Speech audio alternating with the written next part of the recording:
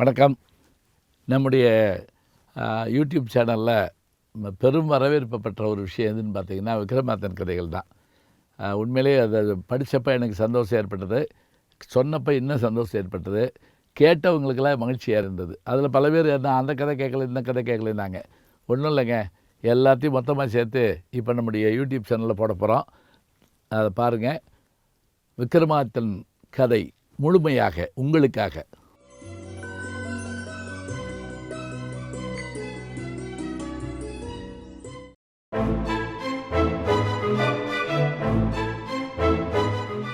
விக்ரமாதித்தனுக்கும் வேதாளத்துக்கு இடையில் நடக்கக்கூடிய கதைகளை சொல்லிட்டு வர்றப்ப என்கிட்ட ஒருத்தர் தொலைபேசியில் கேட்டார், நீங்கள் எவ்வளோ சொல்கிறீங்க, நான் ஒரு கேள்வி கேட்குறேன்னு சொல்லுங்கள் அப்படின்னாரு.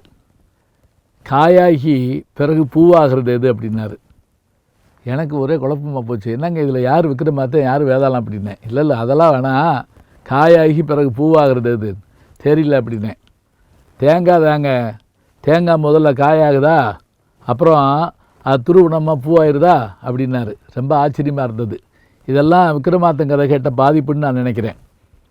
சரி, வேதாளம் இப்போ இந்த கதையை ஆரம்பிக்கிற போது வழக்கப்படி அது போய் மரத்தில் தொங்குச்சு. விக்ரமாதித்தன் அதை எடுத்துகிட்டு வந்தார். வழக்கப்படி அது கேள்வி கேட்டுச்சு, பதில் சொல்லணும். சொல்லாமல் இருந்த கண்டிஷன்லாம் சொல்லிச்சு, எல்லாத்தையும் கேட்டுட்டார். கதை என்ன அப்படின்னா, முன்னொரு காலத்தில் சேனாதிபதி என்ற ஒரு மன்னன் தன்னுடைய மனைவியுடனும் மகளுடனும் வாழ்ந்து வந்தார். பிறகு அவனுக்கு ஒரு ஆர்வம் ஏற்பட்டது. எப்படி? புனித யாத்திரை செல்ல வேண்டும் என்று நினைத்தான். அப்போதெல்லாம் எப்படி என்றால், இன்றைக்கு இருக்கிற அளவுக்கு வேகமாக செல்ல முடியாது. பல்லக்கு, குதிரை, யானை இதில் தான் போக வேண்டும். மன்னன் சொல்லிவிட்டு புறப்பட்டு விட்டான். பல்லாண்டுகளாயின, மன்னன் திரும்பி வரவில்லை. அவருடைய மனைவியும் மகளும் இரண்டு பேரும் தன்னுடைய கணவனையும் தந்தையையும் தேடி புறப்பட்டார்கள். அப்படி புறப்பட்டு போகிற போது ஒரு காற்று வழியாக போடும்போது மழை பிடிக்க தொடங்கியது. கொட்டு கொட்டு என்று மழை கொட்டியது. இந்த கொட்டுகிற மழையிலே பயணப்பட வேண்டாம் என்று இரண்டு பேரும் அந்த சேரும் சகதியாக இருந்த பகுதியில் நடந்து சென்று ஒரு ஆலமரத்தடியிலே அமர்ந்து கொண்டார்கள். அதே மழையில் அந்த நேரத்தில் ஒரு அந்தணனும் அவருடைய மகனும் வந்தார்கள். அந்தணன் நல்ல வல்லமை வாய்ந்தவன். அவன் என்ன செய்தான், மழை விட்டிருந்த நேரம் பார்த்து அந்த பாதை வழியே வருகிற போது ரெண்டு கால் தடத்தை பார்க்கிறான். உடனே தன் மகனிடத்தில் சொன்னான், மகனே, இரண்டு கால் தடங்களையும் பார்க்கிற போது பெண்களுடைய கால் தடமாக தெரிகின்றன. எனவே பெரிய கால் தடம் அந்த பெண்ணை மூத்தவளாக இருப்பாள், நான் திருமணம் செய்து கொள்கிறேன். சிறிய கால் தடம் மகளாக இருப்பாள் அல்லது சின்ன பெண்ணாக இருப்பாள், நீ திருமணம் பண்ணிக்கொள், நாம் போய் கேட்டு பார்ப்போம் என்று புறப்பட்டு போனார்கள்.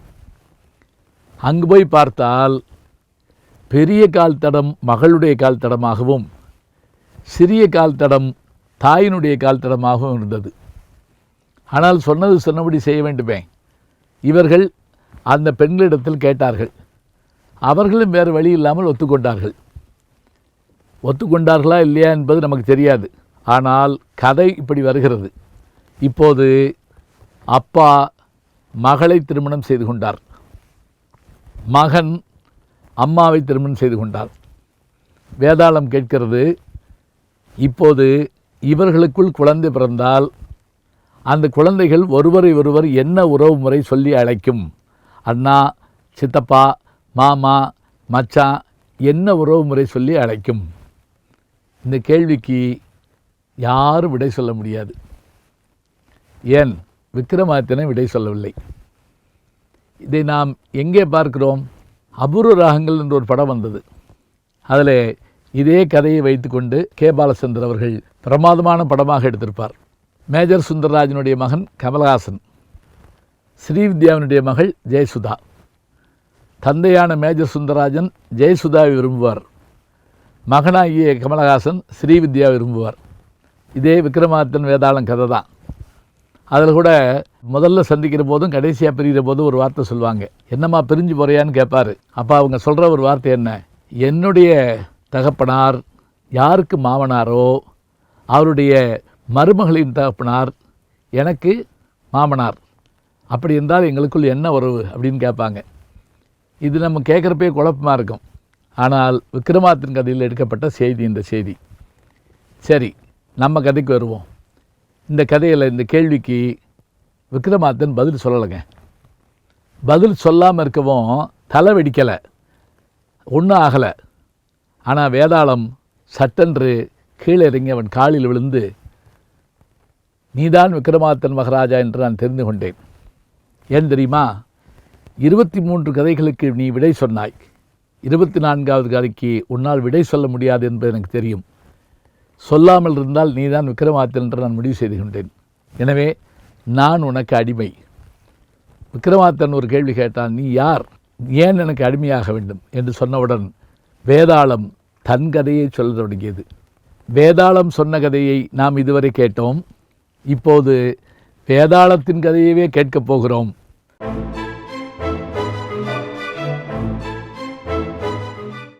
வேதாளம் சொல்லுது, என்னுடைய பெயர் காலத்தி ஐயன். நான் சோழ நாட்டில் திருச்சிராப்பள்ளி என்ற பகுதியிலே செவ்வந்தி ஈஸ்வரன் கோயிலுடைய அர்ச்சகராக நான் இருந்து வந்தேன். அப்படி இருந்து வந்தபோது ஒரு நாள் நான் கோவிலை நடை சார்த்தி விட்டு இரவு வீட்டுக்கு புறப்படுகிற போது கற்பகிரகத்திலிருந்து பேச்சு குரல் கேட்டது. யாராக இருக்கும் என்று யோசித்த நான் ஒரு தவறான வேலையை செய்தேன். என்ன செய்தேன் என்று சொன்னால், அந்த கதவின் சாவி துவாரத்தின் வழியாக உள்ளே பார்த்து விட்டேன். எப்போதுமே இதெல்லாம் அநாகரிகமான செயல். நான் பார்த்தபோது என்ன ஆயிற்று, அங்கே பரமசிவனும் பார்வதியும் பேசிக்கொண்டிருந்தார்கள். அதை நான் பார்த்ததோடு மட்டுமில்லாமல் அவர்கள் என்ன பேசுகிறார்கள் என்பதையும் கேட்டுவிட்டேன். இப்போது நான் சொன்னேனே இந்த 24 கதைகள், இதை சிவபெருமான் பார்வதிக்கு சொல்லிக் கொண்டிருந்தார். 23 கதைகளுக்கும் அவரை விடை சொல்லிவிட்டு 24வது கதைக்கு விடை சொல்லவில்லை, இது முறை தெரியா கதை என்று சொன்னார். இதை நான் பார்த்துவிட்டு அமைதியாக வீட்டுக்கு வந்துவிட்டேன். வந்தவுடன் என்னுடைய மனைவி, என்ன ஒரு மாதிரியாக இருக்கிறீர்கள் என்று கேட்டாள். நான் ஒன்றுமில்லை, இப்படி எம்பெருமானும் எம்பெருமாட்டியும் பேசுகிற கதைகளை கேட்டேன். அவள் நம்பவில்லை. இல்லை, நீ பொய் சொல்லுகிறாய், எங்கேயோ சுற்றிவிட்டு வருகிறாய். இல்லை இல்லை, நான் கதையை கேட்டேன். அப்படி இருந்தால் இந்த கதையை எனக்கு சொல். இல்லை, இது கதையை சொல்லியே சொல்லக்கூடாது.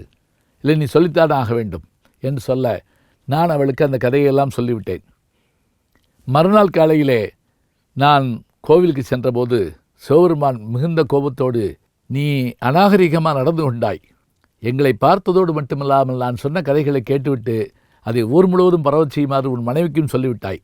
அவள் விடியற்காலைக்குள் எல்லோருக்கும் அந்த கதையை பரப்பிவிட்டாள்.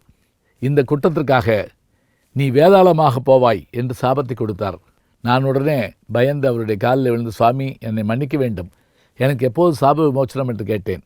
உடனே அவரும் சொன்னார், நீ இங்கிருந்து வேதாளமாக மாறி உஜ்ஜயினி மாநகரத்தினுடைய 1 மணி நேர பயணத்தில் உள்ள காட்டிலே இருக்கின்ற முருங்கை மரத்தில் 30 ஆண்டு காலம் வேதாளமாக தொங்கிக் கொண்டிருப்பாய்.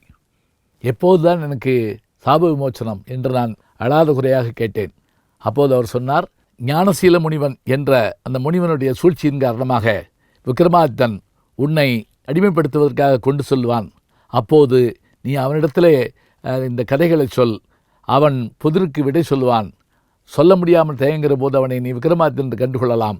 பிறகு அந்த சூழ்ச்சியிலிருந்து அவனை காப்பாற்று, நீயே அவனுக்கு அடிமையாக இரு என்று எம்பெருமான் எனக்கு ஆடிட்டிருக்கிறார். ஆகவே நான் உங்களுக்கு அடிமை என்று சொல்ல விக்ரமாதித்தன், அந்தனாகிய உன்னை நான் அடிமையாக ஏற்றுக்கொள்ள முடியாது, உன்மீது நான் பயணம் செய்ய முடியாது என்று சொன்னவுடன், இல்லை இல்லை, அது போன பிறப்பில், இந்த பிறப்பில் நான் வேதாளம்தான்.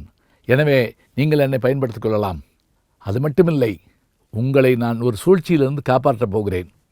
எப்படி என்று விக்ரமாதித்தன் கேட்டான். அந்த வேதாளம் சொல்ல ஆரம்பித்தது.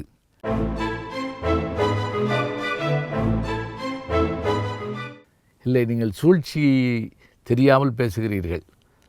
உங்களை அழைத்து வந்திருக்கிறானே ஞானசீல முனிவன், எதற்காக அழைத்து வந்திருக்கிறான் தெரியுமா? உங்களை பலி கொடுப்பதற்காக கொண்டு வந்திருக்கிறான். அப்படியா? ஏன் என்று கேட்டான் விக்ரமாதித்தன். ஏனென்றால் அவன் ஒரு மகாயாகம் செய்கிறான். அந்த மகாயாகத்தில் 999 அரசர்களை பலி கொடுத்து விட்டான். இப்போது உங்களை பலி கொடுத்தால் 1000வது தலையாக அது தொங்கவிடப்படும். அப்போது காளி பிரசன்னமாவாள். நானும் அவனுக்கு அடிமையாவேன். காளி வேண்டியதை கொடுப்பாள். இதிலிருந்து நீங்கள் தப்பிக்க வேண்டும். அப்படியா? எப்படி தப்பிப்பது? சூழ்ச்சியை சூழ்ச்சியால் வெல்ல வேண்டும். வேதாளம் சொன்னது விக்ரமாதித்தனுக்கு. அதாவது, நீங்கள் என்னை கொண்டு போய் அவனிடத்திலே விடுங்கள், அவன் மகிழ்ந்து போவான். பிறகு உங்களை இங்கே இருக்கிற பொய்கையிலே குளத்திலே நீராடி விட்டு வர சொல்லுவான். காளியின் முன்னே விழுந்து வழங்க சொல்லுவான். அப்படி வழங்குகிற போது உங்களுடைய தலையை வெட்டி விடுவான். இது நடக்காமல் இருக்க வேண்டுமென்றால் நீங்கள் எனக்கு குளத்திலே நீராடி பழக்கமில்லை என்று நீங்கள் சொல்லிவிட்டு நீராடி காட்டு என்று அவனிடம் சொல்ல வேண்டும். அந்த முனிவன் குளித்து காட்டுவான். பிறகு விழுந்து வணங்க சொல்லுவான். நான் அரச வம்சத்தை சேர்ந்தவன், எனக்கு விழுந்து வணங்க தெரியாது என்று சொல்லும். நீங்கள் சொன்னவுடன் அவன் விழுந்து வணங்கி காட்டுவான். அப்போது அவனுடைய மந்திரவாளால் அவன் தலையை வெட்ட வேண்டும் என்று வேதாளம் சொன்னது. சரி என்று ஏற்றுக்கொண்ட விக்ரமாதித்தன் வேதாளத்தை தோளிலே போட்டுக்கொண்டு ஞானசீல முனிவனிடம் சென்றான். முனிவனுக்கு ஆச்சரியம் தாங்க முடியவில்லை. யாரும் செய்யாத செயலை செய்த விக்ரமாதித்தனே, உன்னை நான் வாழ்த்துகிறேன். சரி, இனிமேல் தான் முக்கியமான வேலை இருக்கிறது. அம்பிகையினுடைய அருளை பெற வேண்டும். நீ உடனடியாக சென்று இதோ அந்த குளத்திலே நீராடி விட்டு வா என்றான் அந்த ஞானசீல முனிவன். அதற்கு விக்ரமாதித்தன் சொன்ன பதில் என்ன தெரியுமா? முனிவரே, நான் அரச வம்சத்தைச் சேர்ந்தவன். எனக்கு பணியாளர்கள் தான் உடனிருந்து என்னை நீராட்டும் செய்வார்கள். நான் தனியே குளித்து பழக்கமில்லை. ஆகவே எனக்கு தயவு செய்து நீங்கள் எப்படி நீராட வேண்டும் என்று நீராடி காட்ட வேண்டும் என்று கேட்டான். உடனே முனிவனும் சந்தோஷத்தோடு தானே சென்று அந்த குளத்திலே 3 முங்கு போட்டு இப்படித்தான் நீராட வேண்டும் என்று சொன்னான். விக்ரமாதித்தன் மகிழ்ச்சி அடைந்தான்.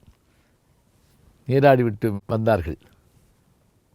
வந்தவுடன் இதோ இந்த காளிக்கு முன்னே விழுந்து வணங்கு என்று விக்ரமாதித்தனை சொன்னான் அந்த முனிவன். அரசனாகிய விக்ரமாதித்தன் சிரித்தான். நான் அரச குலத்தை சார்ந்தவன், யாருக்கும் அடிபணிய மாட்டேன். விழுந்து வணங்குவது எங்கள் மரபில் கிடையாது, எனக்கு தெரியவும் தெரியாது. எப்படி வணங்க வேண்டும் என்று கேட்க, என்ன வணங்க தெரியாதா? இதோ பார் என்று சொல்லி நெடுஞ்சான் கிடையாக அந்த முனிவன் விழுந்து வணங்க அவன் கையில் இருந்த மந்திரவாளை வாங்கி அவனுடைய தலையை துண்டித்தான் விக்ரமாதித்தன். மறுகணம் காளிதேவி பிரசன்னமானாள். உனக்கு வேண்டிய வரத்தை கேள் என்று சொன்னாள். இப்போது நாம் யோசிக்கிறோம், இப்படியெல்லாம் கொலைகள் செய்து கடவுளை வணங்க முடியுமா என்று. இவை கதைகள் தான், நாம் அப்படி புரிந்து கொள்ள வேண்டும். இது நடக்குமா, இப்படி செய்ய முடியுமா, அப்படி முடியுமா என்பதை காட்டிலும் கதைகளாக நாம் சொல்லி கொண்டு வருகிறோம். இப்போது காளி பிரசன்னமானவுடன் மந்திரவாதியாக இருந்தால் வேறு ஏதாவது கேட்டிருப்பான். ஆனால் விக்ரமாதித்தன் கேட்டது என்ன தெரியுமா? தேவி, இந்த உலகம் நன்றாக இருக்க வேண்டும், நாடு செழிக்க வேண்டும், நல்ல மழை பெய்ய வேண்டும். அதோடு மட்டுமில்லை, இத்தனை பேரை பழி கொடுத்தான் இந்த முனிவன். இந்த இறந்து போன அத்தனை பேரும் மீண்டும் உயிரோடு வர வேண்டும். இனி எப்போது எனக்கு அருள் செய்ய வேண்டும் என்றான். காளி மகிழ்ந்து 999 பேரையும் மீண்டும் உயிர்ப்பித்து வேண்டிய வரங்களை கொடுக்க விக்ரமாதித்தன் வேதாளத்தோடும் அந்த வரங்களோடும் தன்னுடைய நாடு நோக்கி சென்றான்.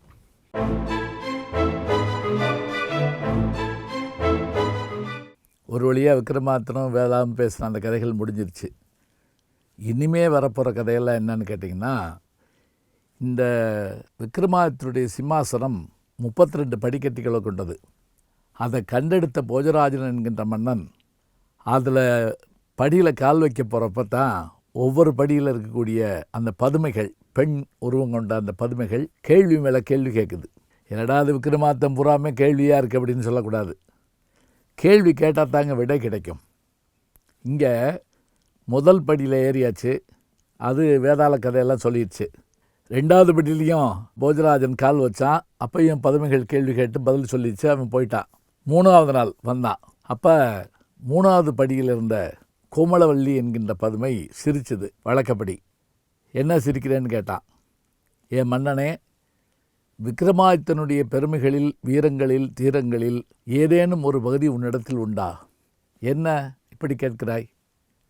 சொல், அப்படி என்ன விக்ரமாதித்தன் சாதித்து விட்டார் என்றவுடன் கோமளவல்லி பதுமை ஒரு கதையை தொடங்குகிறது. இந்த கதையினுடைய செய்திகள் என்ன? விக்ரமாதித்தன் நாட்டை ஆண்டு கொண்டிருந்த காலத்தில் அவனுடைய தேசத்தில், அதாவது உச்சமாகாளிப்பட்டினம், உஜ்ஜயினி, அதுதான் அது. இப்போ ஒரு அந்தணன் தன்னுடைய மகனோட குளிக்க சென்றான் கடலில். அப்போ பெரிய மீன் ஒன்று அந்த சிறுவனை முழுங்கிருச்சு. இவன் அலறி அடித்து ஓடி வந்து கரைக்கு வந்து நேராக அரண்மனைக்கு ஓடி ஆராய்ச்சி மணி அடித்தான். விக்ரமாதித்தனுக்கு அதிர்ச்சி. நம்ம ஆட்சியில் ஆராய்ச்சி மணி அடிக்கப்பட்டதே இல்லை. ஆராய்ச்சி மணினா என்னென்னா, மாவட்ட ஆட்சித்தலைவர்கிட்ட முதல்வர்கிட்ட எல்லாம் போய் மனு கொடுப்போம்ல குறைகளை, அது மாதிரி அந்த காலத்தில் மணியை அடித்தோம்னா ஏதோ ஒரு குறை, அதுக்கு என்ன தீர்த்து வைக்கணும் அப்படிங்கிறது கேட்குறதுக்காக வந்து பார்த்தா அந்த அந்தணன் அழுதுட்டு இருந்தான். என்ன, என்னுடைய மகனை மீன் முழுங்கிருச்சு. அப்படியா, சரி, நீ கவலைப்பட வேண்டாம், நான் மீட்டு தர்றேன். பட்டியை கூப்பிட்டான், மந்திரியை. நாம் நாடாறு மாதம் காடாறு மாதம் என்கின்ற வழக்கம் வைத்திருக்கிறோம். எப்போ புறப்படணும்னா, இன்றோடு முடிகிறது நாட்டில் ஆள வேண்டிய காலம், இனி நீங்கள் காட்டுக்கு செல்லலாம். உடனே மன்னன் விக்ரமாதித்தன் பட்டியிடம் நாட்டை ஒப்படைத்துவிட்டு வேதாளத்தை துணைக்கு அணைத்து கொண்டு மந்திர கம்பளத்தை வரவழைத்து அதன் மீது அமர்ந்து கொண்டு கடல் மேல் செல்லத் தொடங்கினான். இப்போ நீங்கள் கேள்வி கேட்கலாம், இதெல்லாம் நம்புகிற மாதிரி அங்கே இருக்குது, மீன் ஒரு பிள்ளை முழுங்கிருச்சுங்கிறீங்க, கம்பளம் மிதக்குதுங்கிறீங்க, இன்னும் இந்த கம்பளம் தண்ணிக்குள்ளே போகுது, அந்த மீனை வேற பார்க்க போகுது, என்ன நடக்க போதோன்னு யோசிக்கிறீங்க. இதே செய்தியை தாங்க ஹாரி பாட்டர் படத்தில் 8 பாகமாக எடுத்தாங்க. அதெல்லாம் உட்காந்து பார்த்தோம். அதில் இல்லாத ரயில்வே ஸ்டேஷன் ஒன்று உருவாக்கி தூண் வழியாக எல்லோரும் உள்ளே போவாங்க, அதில் ஒரு நகரமே வரும். இப்போ இங்கே பாருங்கள், விக்ரமாதித்தன் கதையில் இவன் போய் என்ன பண்ணான், கடலையே ஒரு கலக்குனான். அந்த மகர மீன் வெளியே வந்துருச்சு. வந்த உடனே என்ன பண்ணான், இவன் பக்கத்தில் போனோடனே இவனையும் சேர்த்து முழுங்கிருச்சு. முழுங்குனா உள்ளே ஒரு நகரமே இருக்குது. இப்போ நீங்கள் ஒத்துக்கிறீங்களா? மீன் வயிற்றுக்குள்ளே நகரம் இருக்குன்னா நம்ப மாட்டோம். ஹாரி பாட்டரில் ரயில்வே ஸ்டேஷனுக்குள்ளே உள்ளே போனால் ஒரு பெரிய வேற ஒரு இடத்துக்கு போகிறோம்னா நம்புவோம். சரி, உள்ளே போனால் அந்த நகரத்தில் எங்கே பார்த்தாலும் பிள்ளைகளும் மற்றவங்களும் போயிட்டுருக்காங்க. அதில் ஒரு சிறுவனை பார்த்த உடனே விக்ரமாதித்தனுக்கு ஆச்சரியமாக இருக்குது. நீ வேதகோவிந்தனுடைய மகன் தான் கேட்டோடனே ஆமானோடனே, சரி வா, உடனே மீட்கத்தான் வந்தேன்னு சொல்லிட்டு சடார்னு அந்த பையனை கையில் பிடிச்சிக்கிட்டு தன் கையில் இருந்த மந்திரவாள் மூலம் அந்த மீனோட வயிற்றை அவர் கிழிச்சான். வெளியே வந்துட்டாங்க 2 பேரும். இப்போ தண்ணி உள்ளே போயிருமேங்கிறதுக்காக மீண்டும் விபூதி எடுத்து அந்த இடத்துல தடவுனா மீனுடைய அந்த வயிறு ஒட்டிக்கிடுச்சு, அந்த நகரம் தப்பிச்சிருச்சு, மீனும் போயிடுச்சு. குழந்தையோட கரையேறினான், தன்னுடைய நாட்டுக்கு வரல. அவன் எங்கே போனான் அப்படின்னா, சம்புநாதபுரம் என்ற ஒரு நகரத்துக்கு போனான். அந்த நகரத்தில் எங்கே பார்த்தாலும் மக்கள் சந்தோஷமாக இருக்காங்க, திருவிழாவாக இருக்குது. என்னன்னு கேட்டான், இளவரசிக்கு சுயவரம் நடக்க போகுது. சுயவரம்னா என்ன, பெண்ணு இருப்பா, எல்லா தேச மன்னர்களும் வருவாங்க, அவங்களுடைய வீரதீர சாகசங்களை சொன்ன உடனே அவர்களில் பிடித்தவங்களை பார்த்து அவள் கல்யாணம் பண்ணிக்கலாம். இதுதான் சுயவரம். இப்போ எல்லா நாட்டு மன்னர்கள் வந்திருக்காங்க. அவருடைய அழகை கேள்விப்பட்ட விக்ரமாதித்தனுக்கு ஒரு எண்ணம் வந்தது, நாமே இவளை திருமணம் பண்ணக்கூடாது. உடனே வேதாளத்தின் மூலமாக ஒரு புதிய மாய கடையை உருவாக்கினான். அங்கே பல பொருள்களை, ரத்தனம், வைரம், வைடூரியம், கோமேதகம் எல்லாம் கொண்டு வந்து வச்சான். இந்த சுயவரத்துக்கு வந்த அரசர்கள் பூரா அங்கே வந்து உட்காந்துட்டாங்க. எல்லோரும் வந்தவுடனே இதை கேள்விப்பட்டு யாரையும் காணமேன்னு பார்த்து அதுக்கு காரணமாக இருந்த அந்த இளவரசி ஏலாகரம்பை இது என்ன ஆச்சரியம்னு பார்க்கறதுக்காக மாறு இடத்துல வந்த விக்ரமாதித்தனை பார்த்தா அப்படியே மயங்கிட்டா. கையில் இருந்த மாலையை அவனுக்கு போட்டா. இதை கேள்விப்பட்ட மன்னன் ரொம்ப வருத்தப்பட்டான். என்ன, நாம் ராஜாக்கள், இளவரசி போய் வணிகனுக்கு மாலை போடலாமா? அவன் யோசித்தான். உடனே அவன் சொன்னான், நிச்சயமாக அவன் வணிகனாக இருக்க முடியாது, இங்கே வரவழைங்க, ஏதாவது கேட்போம் அப்படின்னோடனே அதே மாதிரி வரவழைச்சாங்க. இவன் சொன்னால், எங்கள் 2 பேர்த்துக்கு நடுவில் ஒரு திரையை தொங்க விடுங்க, நான் பேசாமல் இருக்கேன், அவன் கதையை சொல்லட்டும்.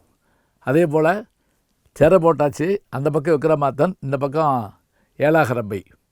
இப்போ விக்ரமாதித்தன் என்ன பண்ணாப்புல, வேதாளத்தை கூப்பிட்டு, வேதாளமே, நீ இந்த திரைக்குள்ளே, இந்த ஸ்க்ரீனுக்குள்ளே போயிட்டு நான் உன்கிட்ட பேசுகிற மாதிரி பேசுகிறேன், அப்புறமேல ஆரம்பிப்போம் அப்படின்னோடனே சரின்னு அந்த வேதாளம் ஸ்க்ரீனுக்குள்ளே போயிடுச்சு, திரைக்குள்ளே போயிடுச்சு.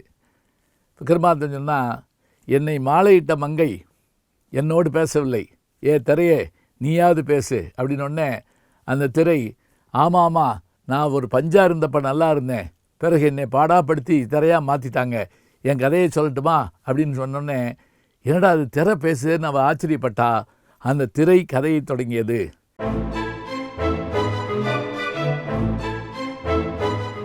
வேதாளம் திரைக்குள்ளே போயிடுச்சு. திரை பேச ஆரம்பிச்சோன்னே அவள் பயந்து போயிட்டா. இதனடா அது திரை பேசுதே அப்படின்னு யோசிச்சு பார்த்தா. அப்போ திரை சொல்லிச்சு, ரொம்ப நாளைக்கு முதல்ல சந்திரகிரி என்ற ஒரு ஊரை கந்தரூபன் என்ற ஒரு மன்னன் ஆண்டு வந்தான். அவனுக்கு வெகு நாளாக குழந்தை இல்லை. பிறகு குழந்தை கிடச்சிது. அந்த குழந்தைக்கு காந்தரூபன் பேர் வச்சான். அவனுக்கு கல்யாணத்துக்கு பெண் பார்த்தாங்க, கிடைக்கல.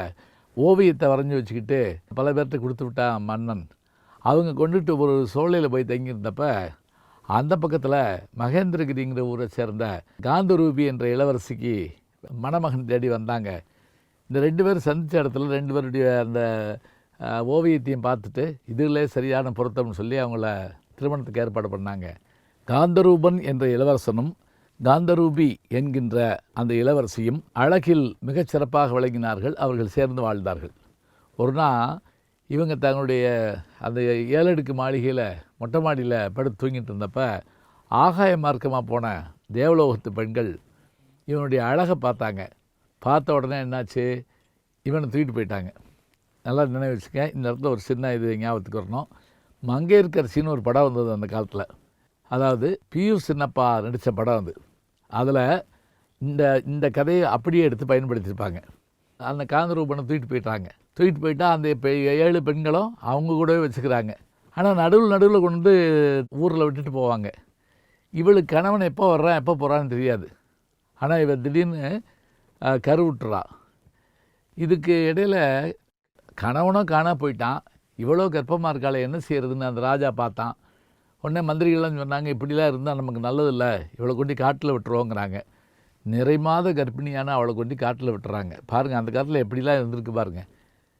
கணவன் எங்கேன்னு தெரியல, தான் கருவுட்டுறது எப்படின்னு தெரியல, எதுக்காக காட்டில் விடப்பட்டோம்னு தெரியல. அப்படிப்பட்ட நேரத்தில் அங்கே ஒரு தாசி குலத்தை சேர்ந்த பெண்ணு தன் மகை இறந்து போயிட்டான்னு அவளை எரிக்க வந்திருக்கா. அவளும் கர்ப்பிணியாக இருந்திருக்கா. அந்த நேரத்தில் இவளை பார்த்த உடனே, சரிம்மா நீ வா, நான் உன்னை காப்பாற்றுறேன் அப்படின்னு சொல்லிட்டு இந்த காந்தரூபியை கூப்பிட்டு போய் வீட்டில் வச்சுருக்கா. அப்போ குழந்தை பிறக்க போகிற நேரத்தில் அந்த மருத்துவச்சியை கூப்பிட்டு, அந்த காலத்தை அவங்க தான் டாக்டருங்க, கூப்பிட்டு ஆம்பளை பிள்ளை பிறந்தால் கொன்று விடு, பொம்பளை பிள்ளை பிறந்தால் வளர்த்துக்கிடுவோம். ஏன்னா அந்த தொழில் செய்கிறவங்களுக்கு ஆம்பளை பிள்ளை பயன்பாடு கிடையாது. மருத்துவச்சி பிரசவம் பார்த்தா பிறந்தது ஆம்பளை பிள்ளை. இவ கொல்ல சொல்லிட்டா. சரி, இப்போ இவ பிள்ளையை கேட்பாள் என்ன செய்யணும்னு கேட்டால், ஒரு மரப்பாச்சி பொம்மையை வச்சு இதுதான் நீ பெற்ற அப்படின்ட்டாங்க. அவளுக்கோ தாங்க முடியாத துயரம். கணவன் இல்லை, நாடு இல்லை, பிள்ளையோ அப்படி பிறந்துருச்சுன்னு அவள் வருந்தி வாழ்ந்துக்கிட்டு இருந்தான். இப்போ அந்த கொண்டு போனால மருத்துவச்சி, அவள் அந்த குழந்தைய கொல்லலை. அவள் பார்த்து என்ன பண்ணா, அங்கேருந்து ஒரு 5 நாகம் இருந்துச்சான், அதனுடைய புத்துக்கிட்ட வச்சுட்டு போயிட்டான். அந்த பாம்பு கொண்டு போய் கோயிலில் தூக்கி கொண்டு வச்சுட்டு போயிடுச்சு. ஏன்னா அந்த நாட்டு மன்னர்கள் அந்த பாம்புக்கு பால் வறப்பாங்களாம். வந்த மன்னன் பார்க்குறான், குழந்தைய பார்த்தோன்னே அழகு தாங்க முடியல. அவன் தூக்கிட்டு போயிட்டான். தூக்கிட்டு போய் வளர்க்க ஆரம்பித்தான். இந்த பையன் வளர்ந்து வந்தால் தான் மகன் மாதிரியே இருக்கானேன்னு இவனுக்கு ஒரு சந்தேகம், யாராக இருப்பான்னு. அப்போது ஒரு நாள் இவன் வீதியில் விளையாண்டுட்டு இருந்தப்ப மேலே இருந்து அந்த காந்தரூபி பார்த்தா, என்னடா நம்ம கணவன் மாதிரியே இருக்கான், ஆனால் கணவன் இந்த இளவயதாக இருக்க முடியாதுன்னு நினச்சோடனே அவன் இவளை பார்த்துட்டான். பார்த்தா தன் தாயின்னு தெரியாமல் அவளுடைய அழகில் மயங்கிட்டான். அதோடு மட்டும் இல்லை, இன்றைக்கி ராத்திரி அவள் வீட்டுக்கு வரப்போறேன்னு சொல்லு அப்படின்ட்டான். இந்த கதை அப்படியே படமாக வருங்க. பியூஷ் சின்னப்பாவும் கண்ணாம்பாவும் நடிச்சிருப்பாங்க. அதே மாதிரி அன்றைக்கி இரவு வந்தவன் என்ன பண்ணால், தன் தாயின்னு தெரியாமல் அவளை நோக்கி போகிறான். அப்போ கண்ணுக்குட்டி படுத்துருந்தது, மாடு படுத்துருந்தது. கண்ணுக்குட்டி வாழை மிதிச்சுட்டான்.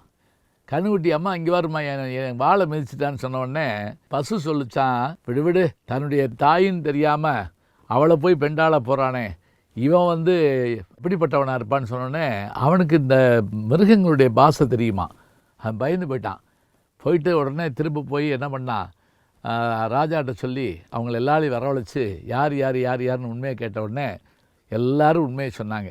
அப்போ இவ தான் நம்முடைய மருமகள், இவன் தான் பேரன், மகன் எங்கன்னு எல்லோரும் தேடினாங்க.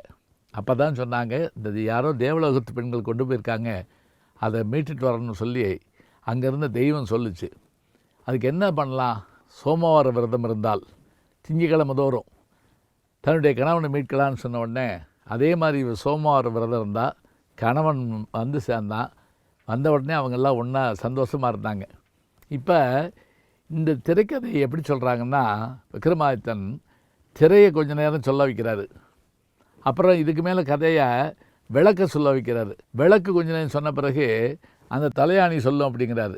இப்படியே சொல்ல சொல்ல சொல்ல சொல்ல அதை கேட்டு பயந்து போன அந்த ஏலாகரம்பை என்ன பண்ணால், வந்திருக்கவர் விக்ரமாதித்தனாக தான் இருக்க வேண்டும் அப்படின்னு நினச்சிட்டு அவர்கிட்ட மன்னிப்பு கேட்டு, நான் தப்பு பண்ணிட்டேன், உடனே இரு அப்படின்னு சொல்லிட்டு இந்த கதையை முடிச்சிடுறேன் அப்படின்னு அவன் விக்ரமாதித்தன் என்ன பண்ணான், அவளை மணந்துக்கிட்டு அந்த பையனை கூட்டிகிட்டு ஊருக்கு போய் அந்த மீன் முழுங்குச்சி அந்தரன் மகன் அவனை கொண்டு போய் அவன்கிட்ட சேர்த்துட்டு மீண்டும் தன்னுடைய அரசவைக்கு போனார். இவ்வளவு விஷயத்தை அந்த பதுமை சொல்லிவிட்டு, ஏ போஜராஜனே, இத்தனை தகுதி உனக்கு இருந்தால் நீ இந்த படிக்கட்டில் ஏறு. மன்னன் ஏறலை, அவன் திரும்பிட்டான்.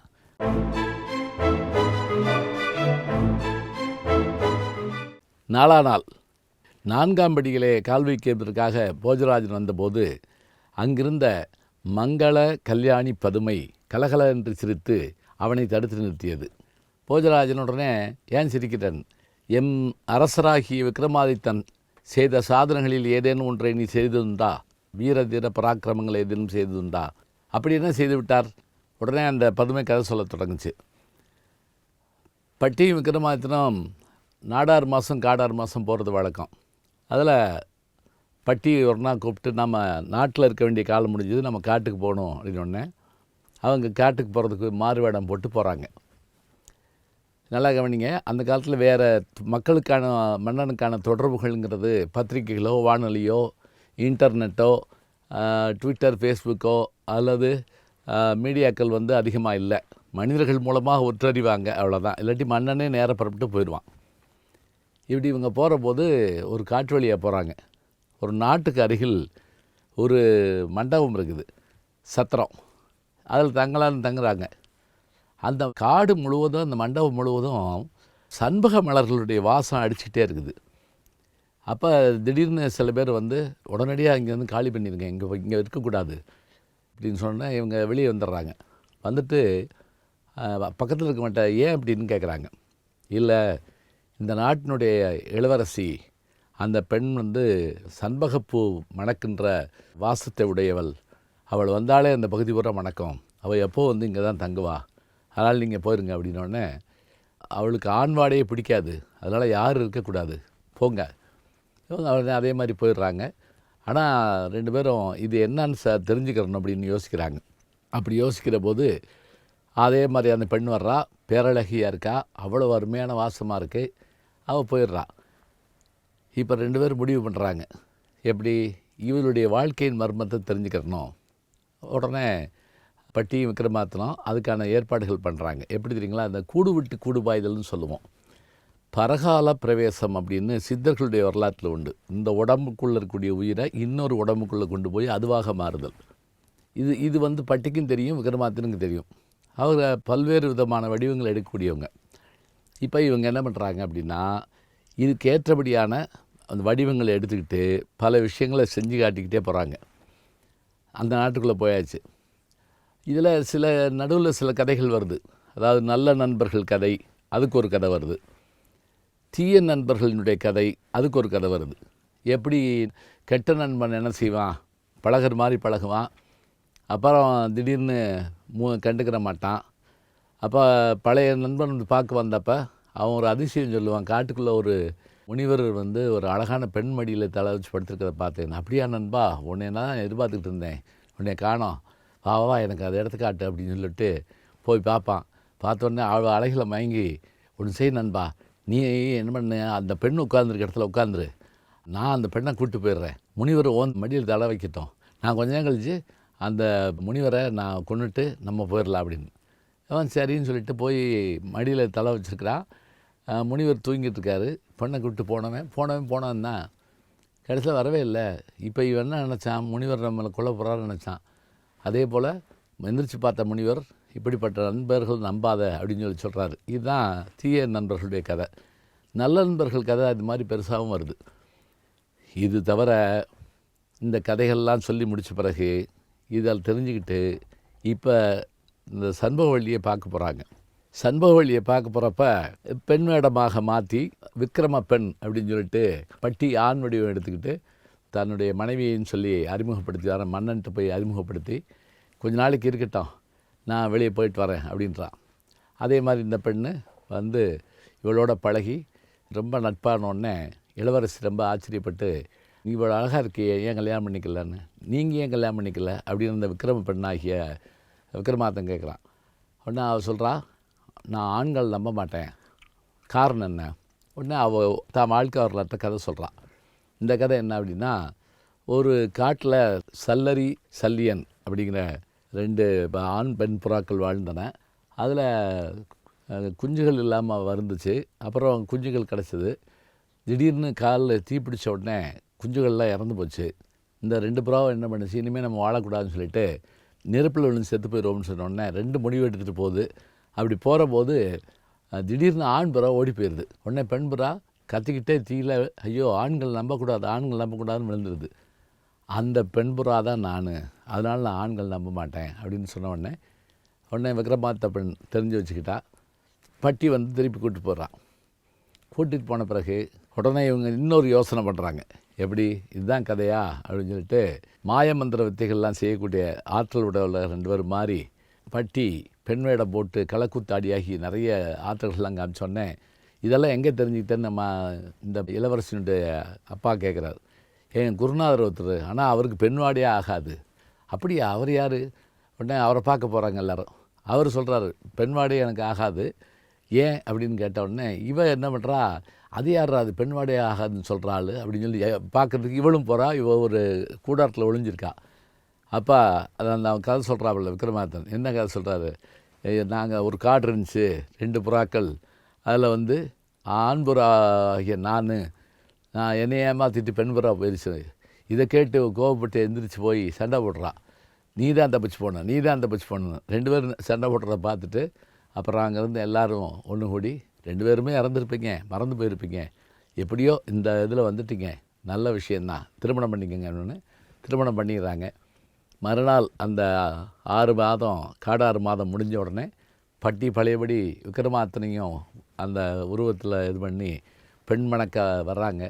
வந்த உடனே மன்னன் பார்த்துட்டு, விக்ரமாதித்த மகாராஜா நீங்களா அப்படின்னு சொல்லிட்டு வாழ்த்திட்டு தன்னோட பெண்ணை கொடுத்த உடனே அந்த சண்பகவல்லியை திருமணம் பண்ணிக்கிட்டு அவங்க தங்களுடைய நாட்டுக்கு போகிறாங்க. இந்த கதையை சொல்லிவிட்டு இதில் ஆணை பெண்ணாக மாற்றவும் பெண்ணை ஆணாக மாற்றவும் உலகத்தில் என்னென்ன வித்தைகள் இருக்கோ அத்தனையும் தெரிஞ்சு அட்டமா சித்திகளை உடைய எங்களுடைய விக்ரமாதித்தனுக்கு இணையாக ஒரு நாள் இருக்க முடியுமான்னு கேட்டவுடனே போஜராஜன் வெக்கமடைஞ்சு அன்றைக்கு அந்த கதையை கேட்டுட்டு அவன் திரும்பி போகிறான்.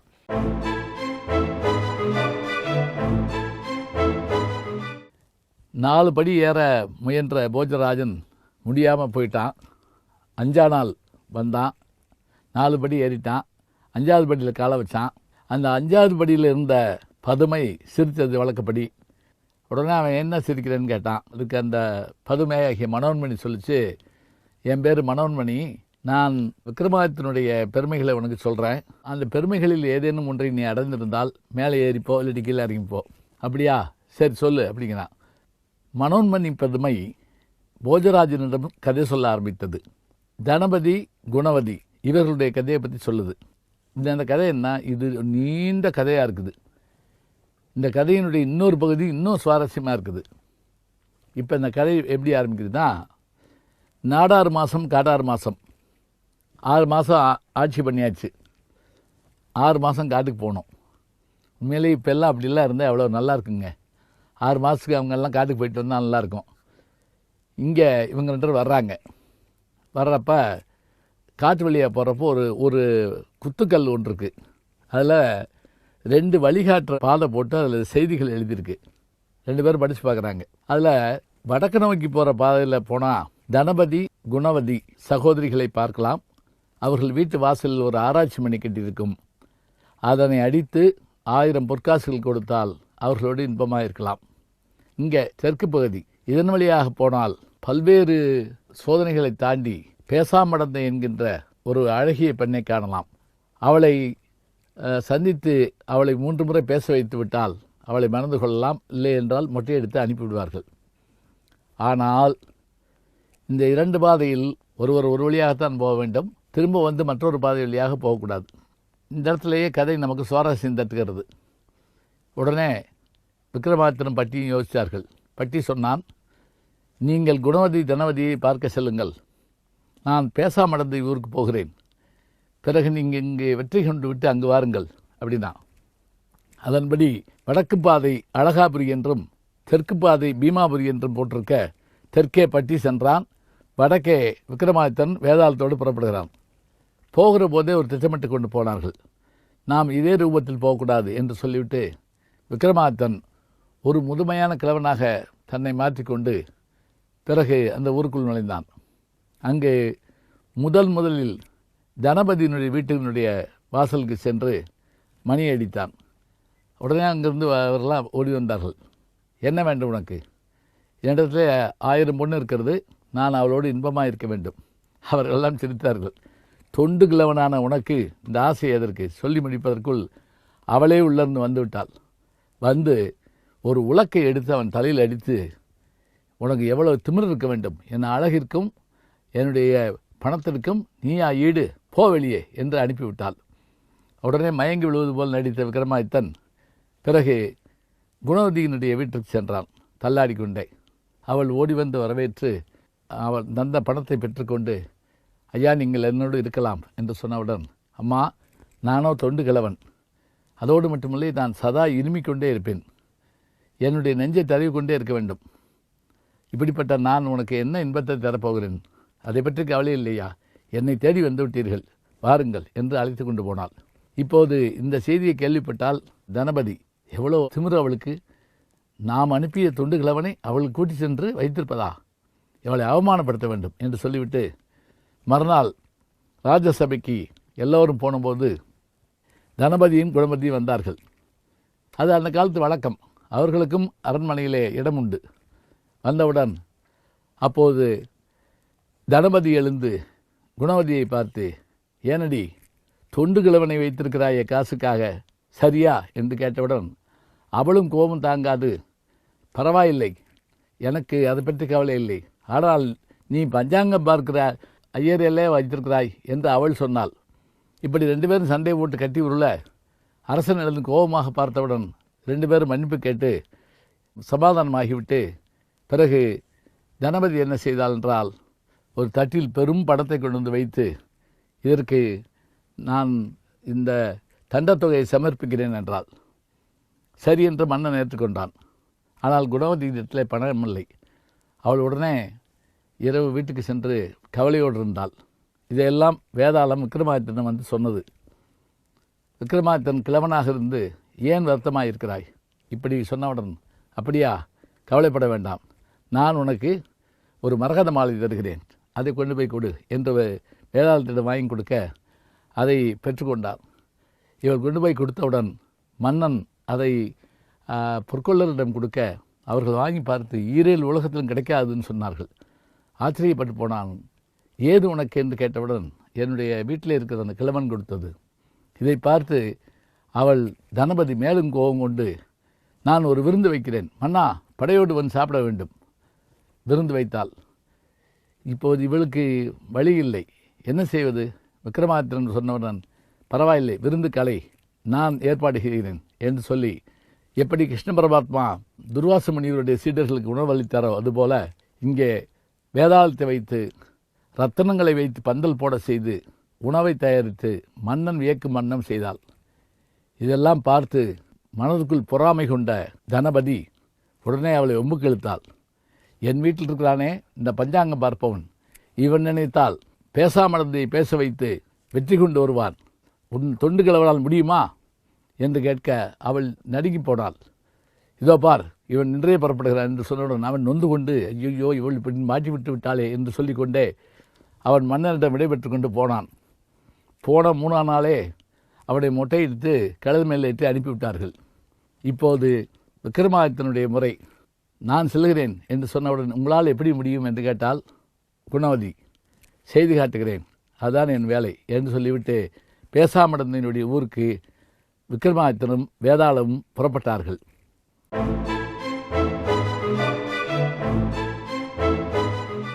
அரசனிடம் பொன் பெற்று கிழவனாகி விக்ரமாதித்தன் புறப்பட்டு செல்கிறான்.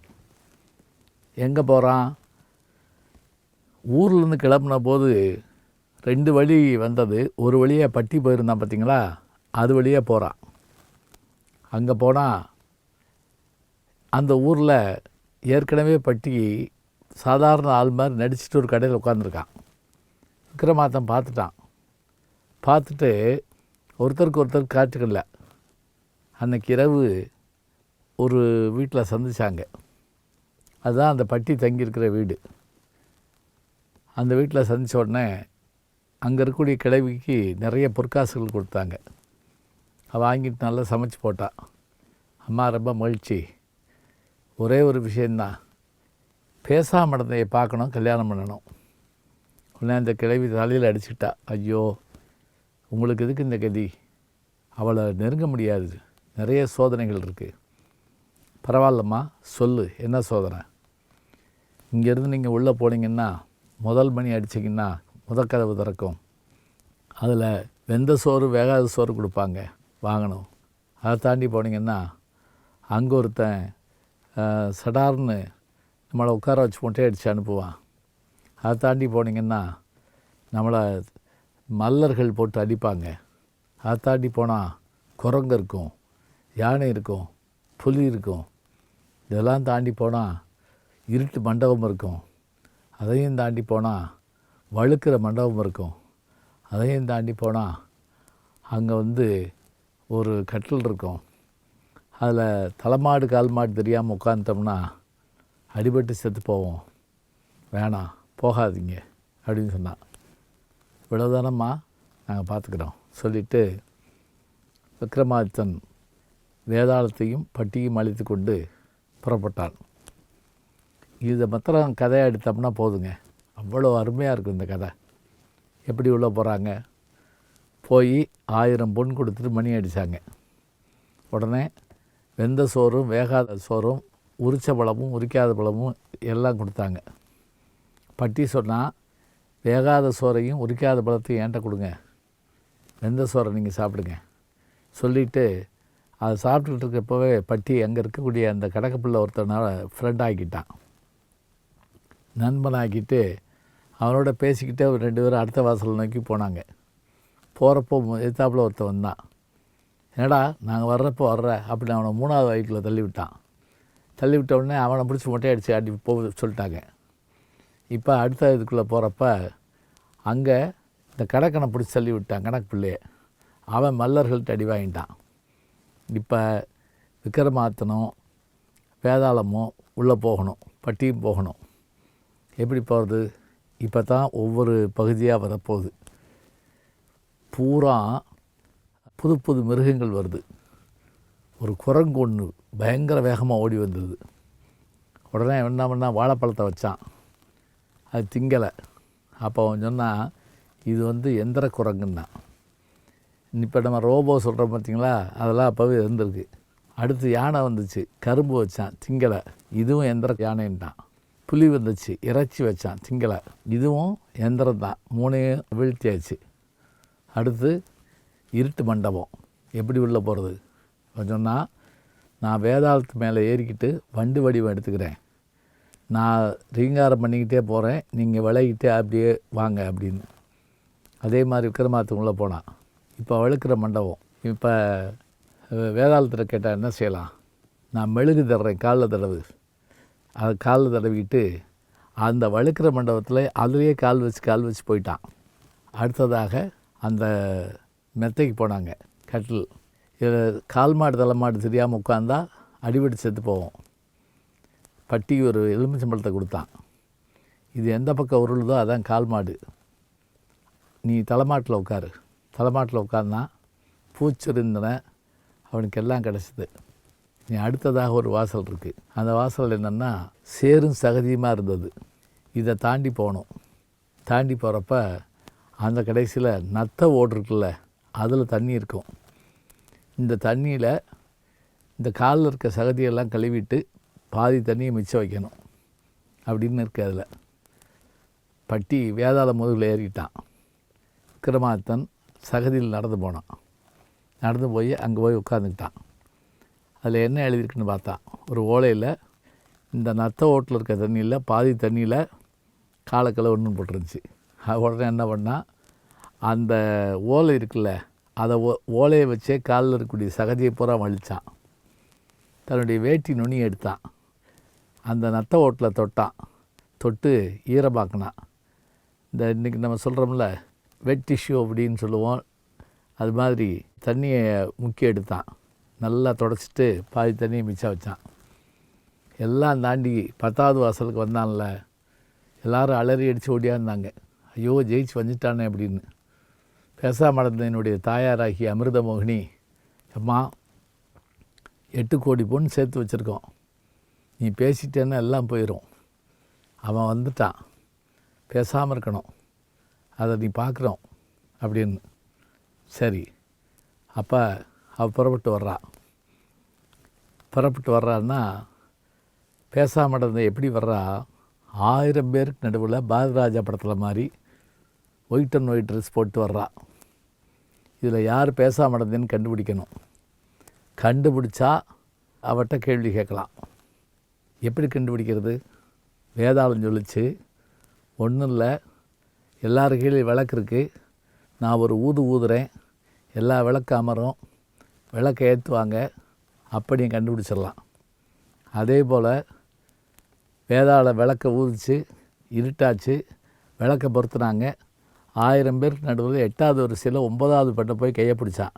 நீ தான் பேச மாட்டேன்னு சொன்ன விக்ரமாதித்தன். அவள் அசந்து போனான். எப்படி கண்டுபிடிச்சிங்க?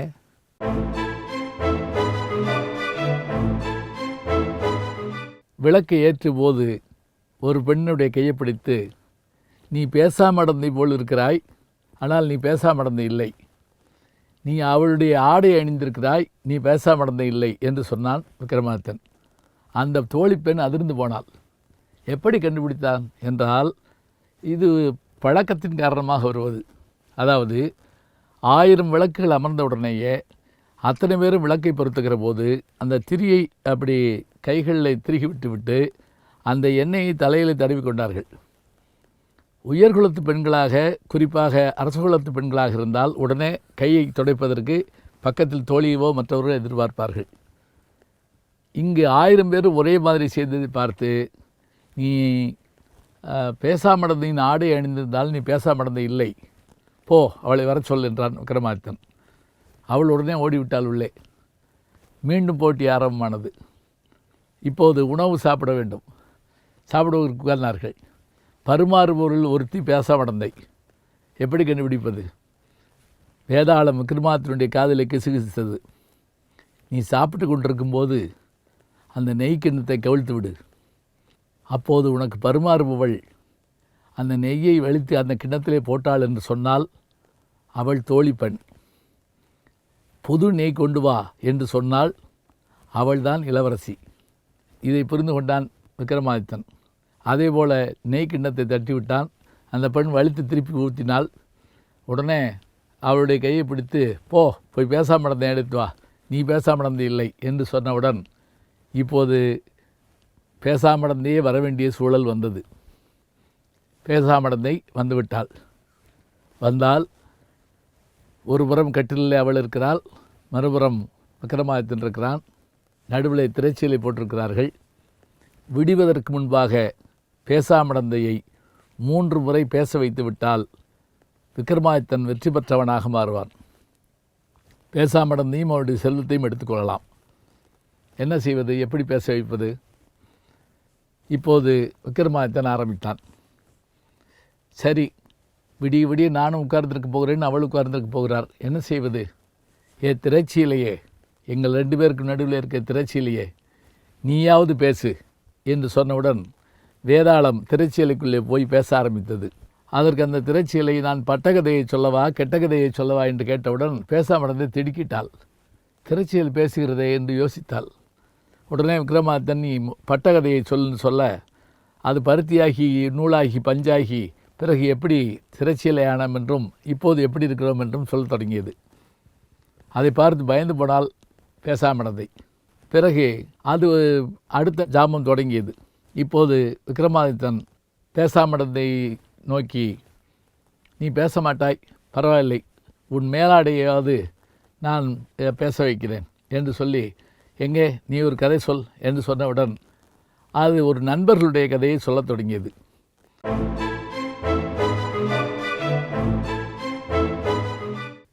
இப்போ வேதாளம் என்ன பண்ணுச்சு, அவருடைய அந்த ஆடையிலேயே பூந்துக்கிட்டு நான் கதை சொல்கிறேன்னு அவள் பயந்து போயிட்டா. அது சொல்ல ஆரம்பித்தது.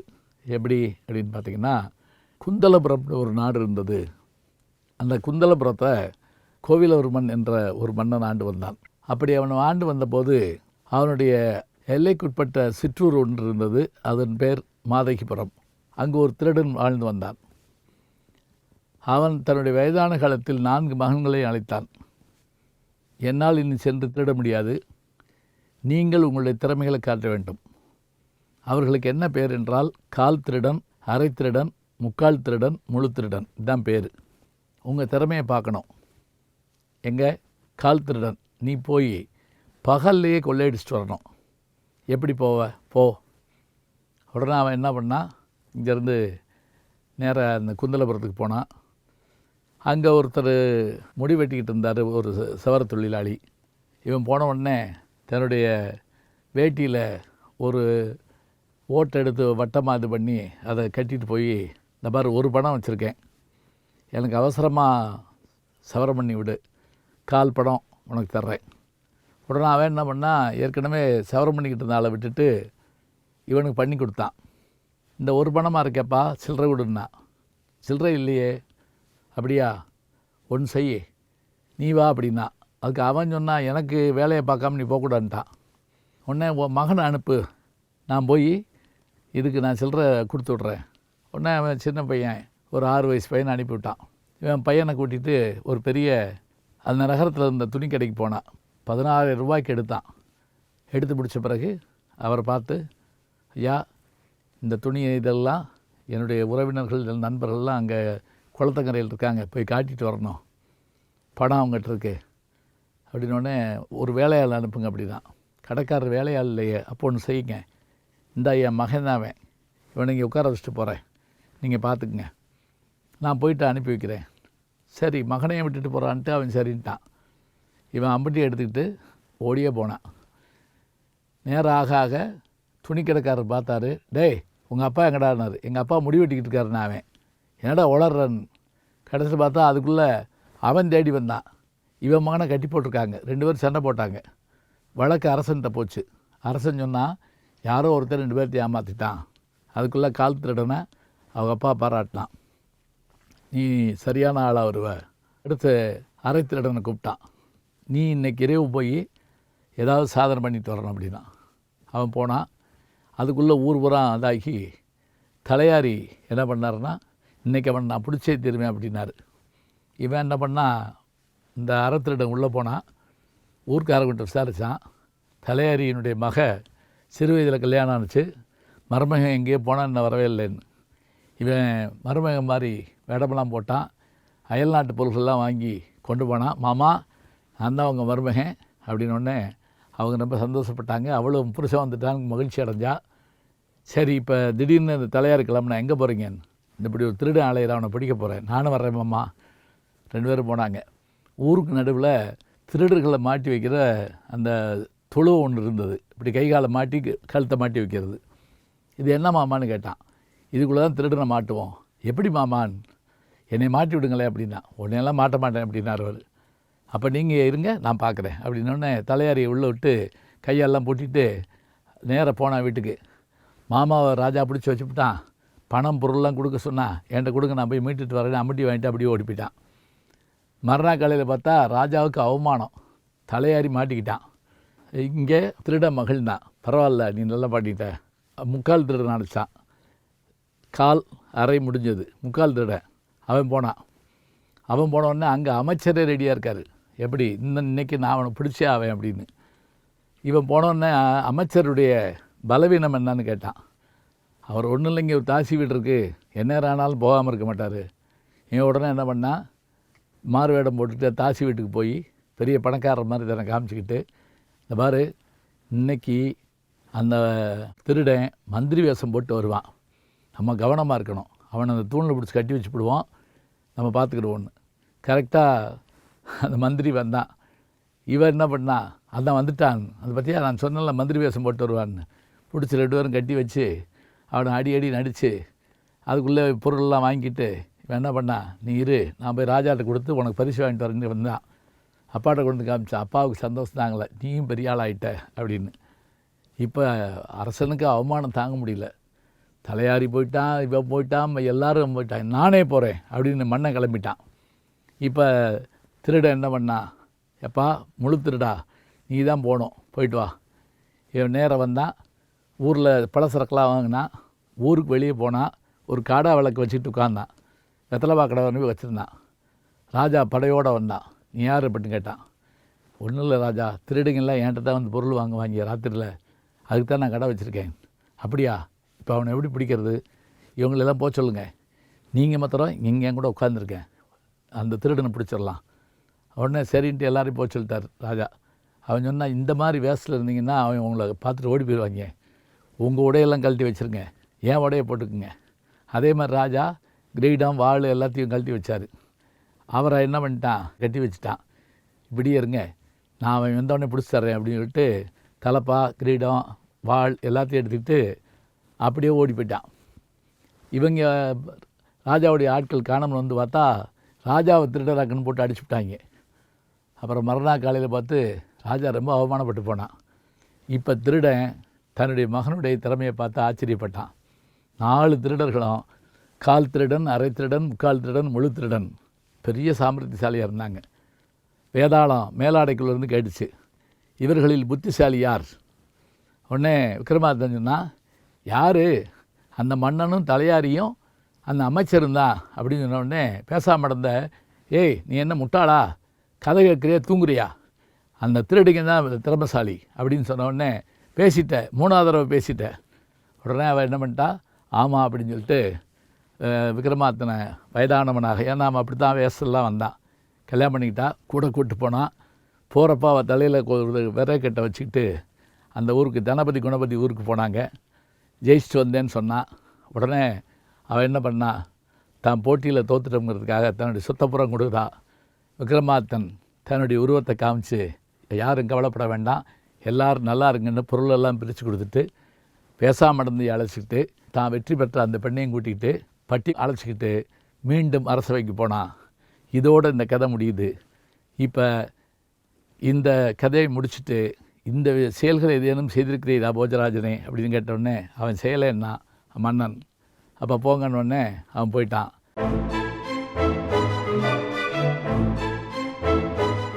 இந்த 6வது படியில் இருந்த பதுமை சொல்கிற அந்த கதையில் வந்து விக்ரமாதித்தனுடைய வீரதீர செயல்களுக்கு பதிலாக அவன் சில பெண்களை திருமணம் பண்ணுற கதையை தான் அதில் சொல்லப்படுது. அதனால் அந்த கதையை நம்ம அப்புறம் பார்த்துக்கலாம். அடுத்த கதைக்கு போகலாம்.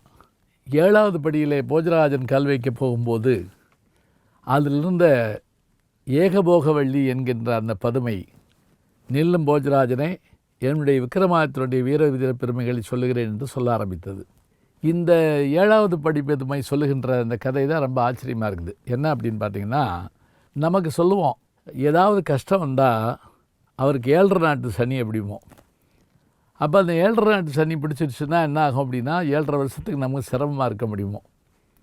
இது ரொம்ப காலமாக அந்த நம்பிக்கை இருந்திருக்கு. இதுக்கு என்ன ஆதாரம்னா, விக்ரமாதித்தன் கதையில் அவ்வளவு புகழ்பெற்ற 1000 ஆண்டு வாழ்வதற்கான பெருமையை பெற்ற, காளியிட வரம் பெற்ற, வேதாளத்தை உடன் பெற்ற, பட்டியை மந்திரியாக பெற்ற விக்ரமாதித்தனை சனீஸ்வரன் பிடிக்கிறான். எப்படி பிடிக்கிறான்னா, நான் உன்னை 7.5 ஆண்டு காலம் பிடிக்க போகிறேங்கிறான். இதை தெரிந்து கொண்ட விக்ரமாதித்தன் தன்னுடைய மந்திரியோடு புறப்படுகிற போது ஏத்தாப்பில் ஒரு கிழவன் கருப்பையான நிறத்தோடு வர்றான். அந்த உடனே, சரி நீ என்னை பிடிச்சிக்கிறதை நான் என்ன செய்ய வேண்டும், நீ அரசன் என்கின்ற நிலையிலிருந்து மாறுவாய். பாருங்கள், நமக்கு சனி பிடிச்சா என்னென்ன வருங்கிறதுக்கு பாருங்கள். பதவி போகும், பணம் போகும், மன கஷ்டம் ஏற்படும். ஆனால் ஒன்று, உயிர் போகாதும்பாங்க. 7.5 நாட்டு சனியில் உயிர் போகாதும்பாங்க. நான் ஜோசியம் சொல்கிறேன்னு நீங்கள் நினைக்க வேண்டாம், இது முதல்ல ஞாபகம் வச்சுக்கோங்க. இப்போ நீ போய் என்ன செய்யணும்னா, ஒரு குறிப்பிட்ட நாட்டை சொல்லி அந்த நாட்டு மன்னனிடத்தில் நீ போய் வேலையாளாக இருக்க வேண்டும். நல்லா பாருங்கள், ராமன் காட்டுக்கு சென்று கஷ்டப்படுகின்ற காலத்தை பார்க்குறோம். பாண்டவர்கள் 12 ஆண்டு காலம் காட்டில் இருந்து ஓராண்டு காலம் விராடனுடைய அரண்மனையில் வேலைக்காரர்களாக இருக்காங்க. அப்போ சில நேரங்களில் நாம் நம்முடைய நிலையிலிருந்து இறங்கி இந்த வேலையெல்லாம் நம்ம செய்யணுமா என்று நாம் மன வருத்தப்படுவோம் பார்த்திங்களா, அது நமக்கு ஒரு கெட்ட நேரம்னு நம்ம சொல்கிறோம். என்னங்க இவன் வீட்டு வாசலில் வந்து நிற்க வேண்டியிருக்கு, வேண்டாங்க விடுங்க, அப்படி சொல்லாதீங்க, கொஞ்சம் நின்னா தான் சில விஷயங்கள் நடக்கும் அப்படின்னு சிலர் நமக்கு சமாதானம் சொல்லுவாங்க. இதுபோல் நீ போய் அந்த மன்னனிடத்தில் வேலைக்காரனாக மட்டுமில்லை, அந்த காலத்தில் என்னென்னா ராஜாக்கள் வெத்தலை போட்டு துப்புறப்ப அந்த வெத்தலையை செய்து வாங்கிறதுக்கு ஒரு பாத்திரம் இருக்குமா, அதை நீ பிடித்துக்கொள்பவனாக இருக்க வேண்டும். விக்ரமாதித்தன் உடனடியாக ஏற்றுக்கொண்டார். அதே போல் ஏற்றுக்கொண்டு அந்த மன்னனிடத்தில் தான் யார் என்று காட்டாமல் 7.5 ஆண்டு காலம் அவனிடத்தில் சென்றிருக்கிறான். அப்படி அவன் 7.5 ஆண்டு காலம் இருந்தபோது ஒரே ஒரு வார்த்தை தான், நான் தினசரி உனக்கு 1000 பொன் தருவேன், நான் சொல்லுகிற வேலையெல்லாம் நீ செய்ய வேண்டும். அதே போல் விக்ரமாதித்தனும் செய்து வருகிறான். அவன் ஒவ்வொரு முறையும் என்ன சொல்கிறான் அப்படின்னா, அபூர்வமான முத்துக்களை கொண்டு வா, முத்து நகைன்னு ஒருத்தி, அவள் சிரிச்சான்னா முத்து உதிரும், அந்த முத்துக்களை கொண்டு வா. ரத்தன மாலைன்னு ஒருத்தி, அவள் சிரிச்சான ரத்தனம் உதிரும், அதை கொண்டு வா. எல்லாவற்றையும் சாதிச்சு காட்டுறாரு விக்ரமாதித்தன். இதில் ரொம்ப ஆச்சரியமான ஒரு கதை எனக்கு ரொம்ப வியப்பை தந்தது என்ன அப்படின்னு கேட்டிங்கன்னா, மதுராபுரிங்கிற ஊருக்குள்ளே இவர் போயிட்டு இருந்தபோது ஒரு வீட்டில் அழுகை சத்தம் கேட்குது. இவர் போய் விக்ரமாதித்தன் போய் என்னன்னு கேட்குறாரு. இல்லை, இந்த நாட்டு மன்னனுடைய மகள், அவளுக்கு திருமணம் நடக்கும், ஒவ்வொரு நாள் இரவும் அந்த மணமகன் வந்து இறந்து போவான், மறுநாள் வந்து அவனை பாட கட்டி தூக்கிட்டு போயிடுவாங்க, மறுநாளைக்கு ஒரு புது பையனை கல்யாணம் பண்ணி வைப்பாங்க. இது நடந்துக்கிட்டே இருக்குது. இன்றைக்கி என் பையன் அனுப்ப வேண்டிய சூழல், என்ன செய்ய போகிறான், அதனால் ஒரு பையன் அழுகிறேன். எப்படி வேத்திரகிய சருக்கத்தில் பீமசேனன் அந்த அசுரனை அழிப்பதற்கு, பகாசுரனை அழிப்பதற்கு புறப்படுவானா, அதுபோல் விக்ரமாதித்தன் நான் போகிறேங்கிறார். அந்த அம்மா வேண்டாம் ஐயா, நீ யாரோ எவரோன்னு கவலைப்படாதீங்க, நான் போகிறேன். அதே போல் போய் ராஜாட்ட சொன்ன உடனே ராஜா திருமணம் பண்ணி வச்சிடறார். திருமணமாகி முதல் நாள் இரவு மணமகள் பேசிக்கிட்டே இருந்தவர் திடீர்னு எனக்கு தூக்கம் வருது, நான் தூங்குறேன் அப்படின்னு படுக்கிறா. உடனே வேதாளத்தை கூப்பிட்டு, ஏன் இப்படி படுக்கிறா, என்ன நடக்குதுன்னு.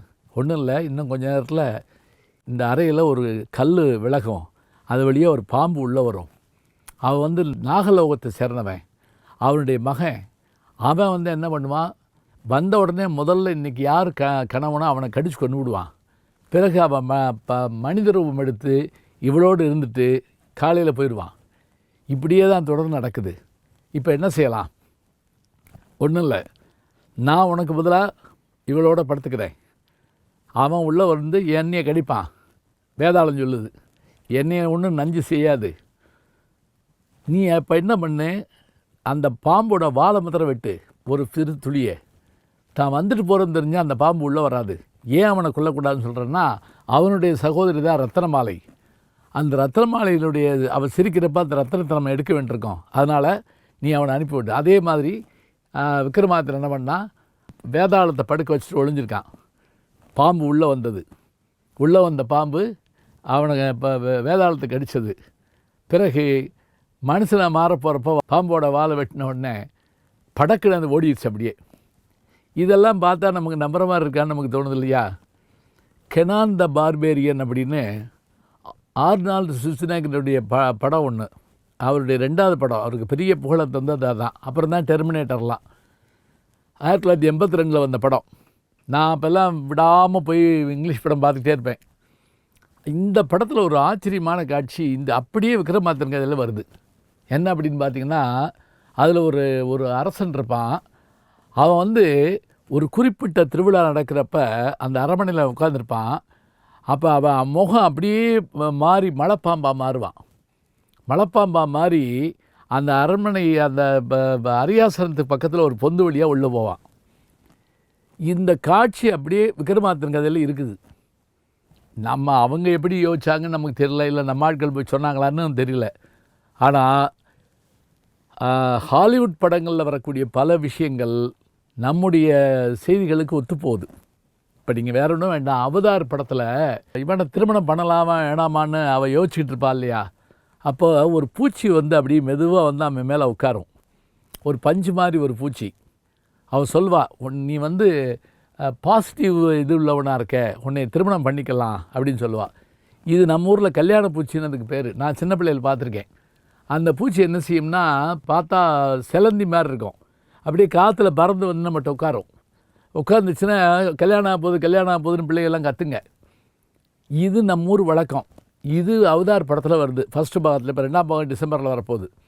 இப்போ பாருங்கள், நான் சொல்கிற இந்த கதையை நீங்கள் கேட்டிங்கன்னா ஆச்சரியமாக இருக்குது. இதே போல் அப்போ அவன் போயிட்டான். விக்ரமாதித்தன் வந்து மறுநாள் சாகாமல் இருக்கிறத பார்த்து ஆச்சரியப்பட்டாங்க. அப்புறம் அந்த ரத்னபுரிய இளவரசிகிட்ட போய் ரத்னத்தை கொண்டு வந்து எல்லா பெண்களையும் திருமணம் பண்ணி 7 பேரையும் கூட்டிக்கிட்டு நாட்டுக்கு போகிறப்ப அந்த சனீஸ்வரன் திரும்ப வந்து, நாட்கள் முடிஞ்சது, உனக்கு எல்லாம் நல்லா நடந்தது, உன்னை வேலைக்கு வச்சுருந்தவன் நான் கொல்லட்டுமா அப்படின்னு கேட்டோன்னே, கொல்ல வேண்டாம், ஏன்னா அவன் இருக்க போய் தான் நான் என்னுடைய காலத்தை நல்லபடியாக கழித்தேன் அப்படின்னு சொல்லிட்டு அவனுக்கு வேண்டியதை செஞ்சுட்டு இந்த 7 கன்னிகரைகளையும் வேண்டியவர்களுக்கு திரும்ப கொடுத்தான் அப்படின்னு அந்த கதை முடியுது. இதெல்லாம் அந்த பதுமை சொல்லிவிட்டு, இந்த மாதிரியான சாகசங்களை நீர் செய்ததுண்டா? உண்டு என்றால் அடுத்தபடியில் எடுத்து கால் வையும், இல்லாவிட்டால் திரும்பி போகட்டும் என்று சொல்ல போஜராஜன் அப்படியே இறங்கி போகிறான்.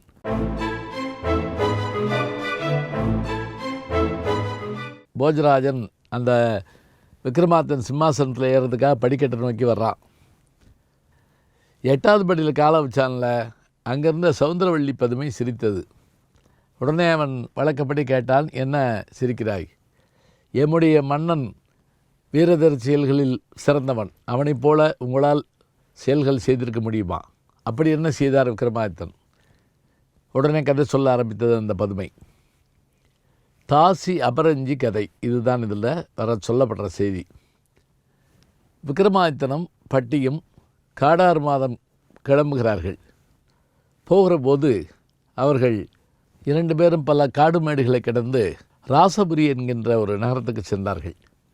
அங்கு தங்களுடைய உருவத்தை மாற்றிக்கொண்டு ரத்தன வியாபாரிகள் போல பெரிய காந்தையர், சின்ன காந்தையர் என்று தங்களுடைய பெயரை வைத்துக் கொண்டார்கள். அந்த ஊரிலே என்ன ஆச்சரியம் என்பதை நாம் முதல்ல பார்க்க வேண்டும். அங்கு உலகத்திலேயே மிகச்சிறந்த பேரழகியாகிய தாசி அபரஞ்சி வசித்து வந்தாள். அவளுக்கு ஒரு காதலன் உண்டு. அவன் ஒரு அந்தர குலத்தை சார்ந்தவன். இருவரும் சிறுவயதிலிருந்து பழக்கப்பட்டவர்கள். அதே போல் பழகி வந்தார்கள். ஒரு நாள் அந்த அந்தணன் பாம்பு கடித்து இறந்து போனான். இப்போது கதறி எழுது தன்னுடைய அந்த காதலனுடைய உடம்பை கொண்டு போய் காளியிடத்தில் வைத்து மீட்டு கொடுக்க வேண்டும் என்று கேட்டாள் உயிரை. உடனே காளி, இல்லை, இது இப்படி செய்ய முடியாது.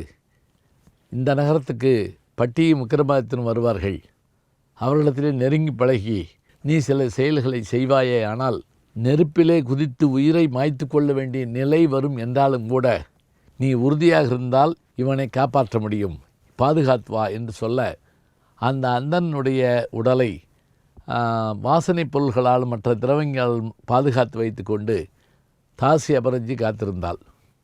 இப்போது விக்ரமாதித்தன் பெரிய காந்தையர் என்ற பெயரோடு வீதியில் வந்தபோது வந்திருப்பவன் விக்ரமாதித்தன் என்பதை தெரிந்து கொண்ட தாசி அபரஞ்சி வரவேற்று உபசரித்து வேண்டியதை செய்தாள். பிறகு நான் புறப்படட்டுமா என்று கேட்டவுடன், இல்லையே, நீங்கள் இங்கேயே இருக்க வேண்டும் என்று சொன்னவுடன் அவளுடைய அன்பில் மகிழ்ந்து போனான். அவளோடு இருந்தான். மறுநாள் காலை அவன் புறப்பட்டு சென்றபோது பட்டி கேட்டான், இப்படி போய் தாசி வீட்டில் தங்கலாமா என்று. அவளை இப்படி சொல்லாதே, அன்பிலே சிறந்தவள், அப்படியெல்லாம் அன்பில் சிறந்த தாசிகள் உலகத்தில் இல்லை என்று சொல்ல, இதற்கு ஆதாரம் என்ன என்று கேட்டவுடன், இன்றைக்கு இரவு அவளுடைய கூந்தலை நீங்கள் வாங்கி கொண்டு வர முடியுமா என்று கேட்க, அதேபடி விக்ரமாதித்தன் அவளோடு மகிழ்ச்சியாக இருந்துவிட்டு உன் கூந்தலை எனக்கு தர வேண்டுமே என்று கேட்க, சற்றும் தயங்காது தன்னுடைய கூந்தலை அறுத்து தந்தாள். இப்போது என்ன சொல்கிறாய் பட்டி என்று கேட்டான் விக்ரமாதித்தன். சரி, இன்றிரவு நீங்கள் சென்று அவளுடைய மூக்கின் நுனியை ஒரு பகுதியை கொண்டு வர முடியுமா? அதையும் போய் கேட்டான். அவள் அறுத்து கொடுத்தாள். இப்போதாவது நீ நம்புகிறாயா? இல்லை, நான் நம்ப மாட்டேன், இன்னும் ஒரு சோதனை இருக்கிறது என்று சொல்லிவிட்டு அதற்கு தயாராகிறீர்கள் என்று விக்ரமாதித்தனை வேண்டிக் கொண்டு பட்டி திடீரென்று தெருவில் என்று குறியோ முறையோ என்று அழுது, என் அண்ணன் இறந்து விட்டார், அவரை மீட்க வேண்டும் என்றால் யாருமில்லை, இதோ அவருக்கு எரியூட்டப் போகிறேன் என்று ஊருக்கு வெளியிலே மயானத்திலே விக்ரமாதித்தனுடைய உடலை வைத்துக்கொண்டு கதறி எழுதி கொண்டிருந்த போது அங்கு வருகிறாள் தாசி அபரஞ்சி ஓடி வந்து அழுது புலம்புகிறாள். அழுது புலம்புடன் அந்த நெருப்பிலே குதித்தால் அவனை காப்பாற்றலாம் என்று பட்டி சொல்ல அவள் தயங்காது நெருப்பிலே குதித்து விட்டாள். உடனே விக்ரமாதித்தன் எழுந்து, பார்த்தாயா, இப்படிப்பட்ட உத்தமையை போய் நீ சந்தேகப்பட்டு விட்டாயே என்று சொன்னவுடன், இது இன்னும் பொறுங்கள், இனிமேல் தான் இருக்கிறது கதை என்று சொல்லிவிட்டு அவன் சொன்னான், சரி இவருடைய உடம்பை மீட்டெடுப்போம் என்று சொன்னவுடன் விக்ரமாதித்தன் காளியிடத்திலே பெற்ற அந்த குடத்திலிருந்து தண்ணீர் எடுத்து அவள் மீது தெளித்தான். அவள் எழுந்தாள். எழுந்தவள் வியந்தாள். எப்படி எழுந்தேன்? இந்த குடத்து தண்ணீரை தெளித்ததால் நீ உயிர் பெற்றாய், அந்த தண்ணீரை எனக்கு தர முடியுமா என்று கேட்டாள். உடனே அதை பெற்றுக்கொண்டதோடு மட்டுமில்லை, சற்றும் இல்லாமல் ஓடினாள். என்ன ஒன்றும் சொல்லாமல் ஓடுகிறாள் என்று விக்ரமாதித்தன் கேட்க, இதுதான் உண்மை, இவள் என்ன செய்கிறாள் என்று பார்ப்போம் வாருங்கள் என்று சொல்ல அங்கு போய் அந்த இறந்து போன அந்தனுடைய பிணத்திலே அதை நீரை தெளிக்க அவன் எழுந்து உட்கார்ந்தான். இப்போது பட்டி சொன்னான், எங்கே, இன்றைக்கு இரவு நீங்கள் அந்த அன்பு கொண்ட தாசி வீட்டுக்கு போய் வாருங்கள் பார்ப்போம். விக்ரமாதித்தன் போய், நான் தான் பெரிய காந்தையார் வந்திருக்கிறேன் என்று சொல்ல, இல்லை இல்லை, எனக்கு வேலை இருக்கிறது, நான் வேறொருவருடன் இருக்கிறேன் என்று அவள் சொன்னவுடன், உன் உயிரை காத்தவன் வந்திருக்கிறேன், அதை பற்றிலாம் எனக்கு தெரியாது, என் உயிரை கவர்ந்தவர் இங்கே இருக்கிறார், போய் வாருங்கள் என்று சொன்னவுடன் கவலைப்பட்ட விக்ரமாதித்தன் வந்து சேர, பட்டி என்ன இது என்று கேட்க, நீ சொன்னது உண்மையாயிற்று, இனிமேல் இப்படிப்பட்ட பெண்களை நம்பக்கூடாது என்று சொல்லிக்கொண்டு அவர்கள் போகிற போது இறந்து கிடந்த பாம்பின் அந்த பாம்பு சட்டையில், பாம்பு கழட்டி வைக்கக்கூடிய சட்டை பாம்பு சட்டை என்பார்கள், அதற்குள் திடீரென்று யாரோ புகுந்து அது சிரித்து கொண்டே ஆகாயத்தில் பறந்து சென்றது. என்ன இது, ஒன்றும் புரியவில்லையே என்று விக்ரமாதித்தன் பட்டியை கேட்க, சொல்லுகிறேன் என்று பட்டி சொன்னான்.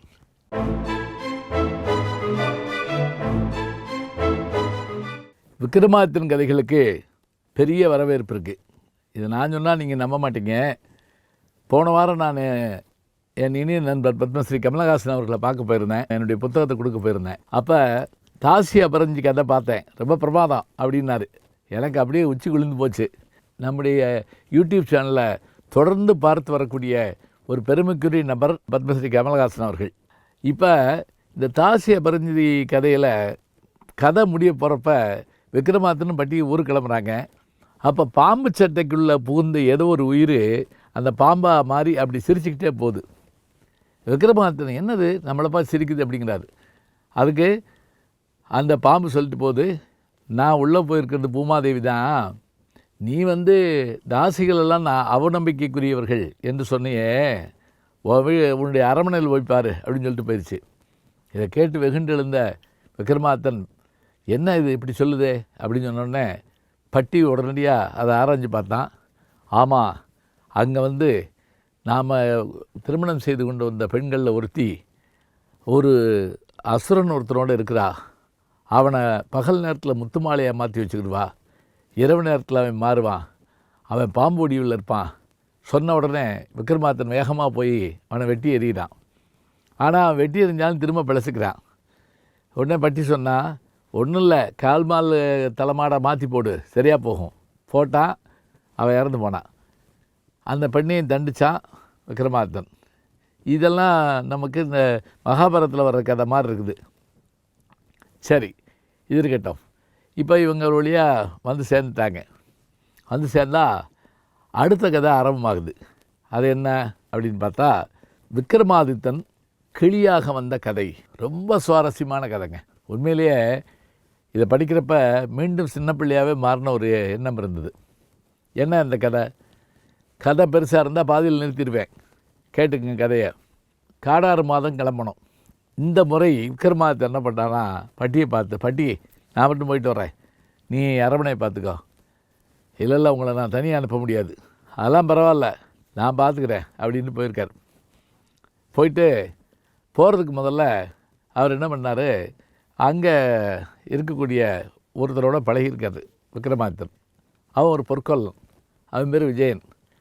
அப்போ அவன் இவருக்கு பல வினோதங்கள்லாம் செஞ்சு காமிச்சிருக்கான். நீங்கள் எனக்கு ஏதாவது கொடுங்களேன் அப்படின்னு கேட்டவுடனே, கவலைப்படாத, கூடு விட்டு கூடு பாயிர உனக்கு அந்த மந்திரத்தை சொல்லித்தர்றேன் அப்படின்னு சொல்லி விக்ரமாதித்தன் அவனுக்கு சொல்லி கொடுத்துட்டாரு. சொல்லி கொடுத்துட்டு பட்டிட்டு வந்து சொன்னார், அந்த விஜயன் எவ்வளோ நல்லவனாக இருக்கான் பார், எனக்கு பல வினோதங்களை செஞ்சு காமிச்சான், பதிலுக்கு நான் அவனுக்கு கூடு விட்டு கூடு பாயிறதை சொல்லி கொடுத்தேன். உடனே பட்டி சொன்னால் செஞ்சிருக்கக்கூடாது. முன்பின் அறியாதவர்களோடு பழக்கம் வைக்கிற போது அவர்களை முழுமையாக நம்பக்கூடாது.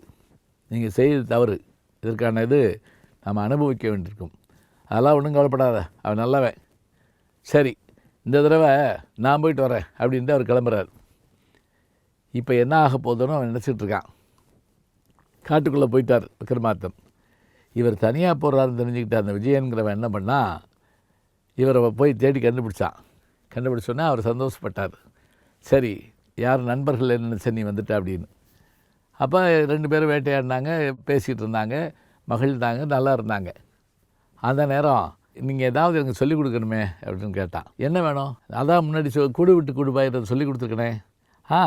சரி, அதை நான் இன்னும் பரிசித்து பார்க்கணும் அப்படி சொல்லிக்கிட்டு இருந்தான். அந்த நேரம் பார்த்து பெருமழை பெய்ய ஆரம்பித்தது. இவங்க உட்கார்ந்துருந்த அந்த மரத்துக்கடியில் அந்த மழை பெய்ய ஆரம்பித்தோடனே ஒதுங்கி உட்கார்ந்துருந்தாங்க. திடீர்னு மேலேருந்து இந்த 2 கிளிகளில் ஒரு கிளி கீழ் விழுந்தது. என்னென்னு பார்த்தா ஆண் கிளி இறந்து போச்சு, பெண் கிளி கதறுது. இதை பார்த்த உடனே, மன்னா, நீங்கள் எல்லாருடைய துன்பத்தையும் போக்குறவர், இந்த கிளியினுடைய துன்பத்தை போக்கக்கூடாதான். எப்படி சொல்கிற? ஒன்றும் இல்லை, உங்களுக்கு தான் கூடு பாயிரத்தே தெரியும்ல, நீங்கள் ஆண்கிளியாக மாறி அந்த பெண்கிளியை சமாதானப்படுத்துங்க. அவர் சரின்ட்டார். உடனடியாக தன்னுடைய உடம்பை விட்டுட்டு உடம்புக்குள்ளே இருக்கக்கூடிய அந்த உயிரை கிளியினுடைய உடம்புக்குள்ளே புகுத்தினார். அது ஆண்கிளியாக மாறிச்சு, பெண்கிளி சந்தோஷப்பட்டுச்சு, 2 பறந்து மேலே போயிடுச்சு. இவன் பார்த்துக்கிட்டே இருப்பேன். என்ன பண்ணால், இதாண்டா சரியான நேரம்னு நினச்சி தன்னுடைய உடம்புல இருந்த உயிரை அந்த விக்ரமாதித்தனுடைய உடம்புக்குள்ளே மாற்றி அவன் விக்ரமாதித்தனாக மாறிட்டான். இப்போ நினச்சி பாருங்கள், இதெல்லாம் செயல்படுத்த முடியுமா அப்படின்னு நமக்கு ஒரு சந்தேகம் இருக்குது. இப்போ வரக்கூடிய படங்களில் நீங்கள் பார்க்கலாம். ஏன் அவதாரில் கூட நீங்கள் பார்த்தீங்கன்னா கூடு விட்டு கூடு பாயிற மாதிரியான காட்சி தான் வச்சுருக்குறாங்க. சரி, இப்போ இவன் நான் புறப்பட்டு அரண்மனைக்கு வர்றேன் அப்படின்னு செய்தி அனுப்புகிறான். பட்டிக்கு சந்தேகமாக இருக்குது. அது எப்படி அதுக்குள்ளே இவர் வர்றாரு அப்படின்னு யோசிச்சுட்டு, அப்போ இதில் ஏதோ சூது இருக்கணும். பட்டி சாதுரியமாக ஒரு வேலை பார்த்தான். என்ன, அந்த பொற்கொள்ள நாயை விஷயம் ஊரில் இருக்கானான்னு பாருங்க. அவன் இல்லவே இல்லை, அவன் எங்கே போனான்னு தெரில. சரி, தவறு நடந்திருக்கு, அப்போ நாம் கவனமாக இருக்கணும் சொல்லிவிட்டு சரி வரலான்னு சொல்கிறான். இப்போ இந்த போலி விக்ரமாதித்தன் என்ன பண்ணுறான், தடப்படலாம் உள்ளே நுழையிறான். உள்ளே நுழைஞ்சதோடு மட்டும் இல்லை, அரண்மனைக்கு போகிறதெல்லாம் இல்லை, நேரம் எங்கே போகணுன்னா அந்தப்புறத்துக்கு போகணும்னா.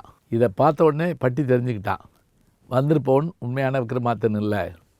உடனே வேகமாக ஆள் அனுப்பி அந்தப்புறத்தில் இருந்த பெண்களையும் பார்த்து, நீங்கள் உடனடியாக தயாராக இருக்கணும், இங்கே வரப்போகிறவன் போலி விக்ரமாதித்தன். அதனால் என்ன செய்யுங்க, நாங்கள் 1 வருஷம் கௌரி விரதம் இருக்கிறோம், அதில் 2 மாதம் தான் முடிஞ்சிருக்குது, இன்னும் 10 மாதம் இருக்குது, நீங்கள் 10 மாதம் கழிச்சு தானே வரணும், அதுக்குள்ளே ஏன் வந்தீங்கன்னு கேளுங்க அப்படின்னு சொல்லி அனுப்பிடுறான். அதே போல் இந்த போலி விக்ரமாதித்தன் போன உடனே அவங்க அதை சொன்ன உடனே, ஆமாம்மா நான் மறந்துட்டேன் அப்படின்ட்டு அவன் போயிட்டான். உடனே பட்டி தெரிஞ்சுக்கிட்டான், ஓ இவன் தான் அப்படின்னு சொல்லி. இதுக்குள்ளே அவன் என்ன பண்ணால், செய்யாத அட்டகாசங்கள்லாம் செய்ய ஆரம்பித்தான் போலி விக்ரமாதித்தன். இப்போ பட்டிக்கு கவலை என்ன, நம்முடைய விக்ரமாதித்தனுடைய உடல் தான் இங்கே இருக்குது, உயிர் இங்கே இருக்குது. அந்த உயிரை கண்டுபிடிக்கிறதா தான் என்ன செய்யுது, எந்த உடம்புக்குள்ளே அவர் உயிரோடு இருக்கார் அவரை கண்டுபிடிக்கணும், அந்த உடம்புலேருந்து பிரித்து இந்த உடம்புக்குள்ளே கொண்டு வரணும், இதுக்குள்ளே இந்த உடம்புல இருக்கக்கூடிய இந்த விஷயத்தை வெளியேற்றணும். இத்தனை வேலையும் பட்டி செய்தணும்.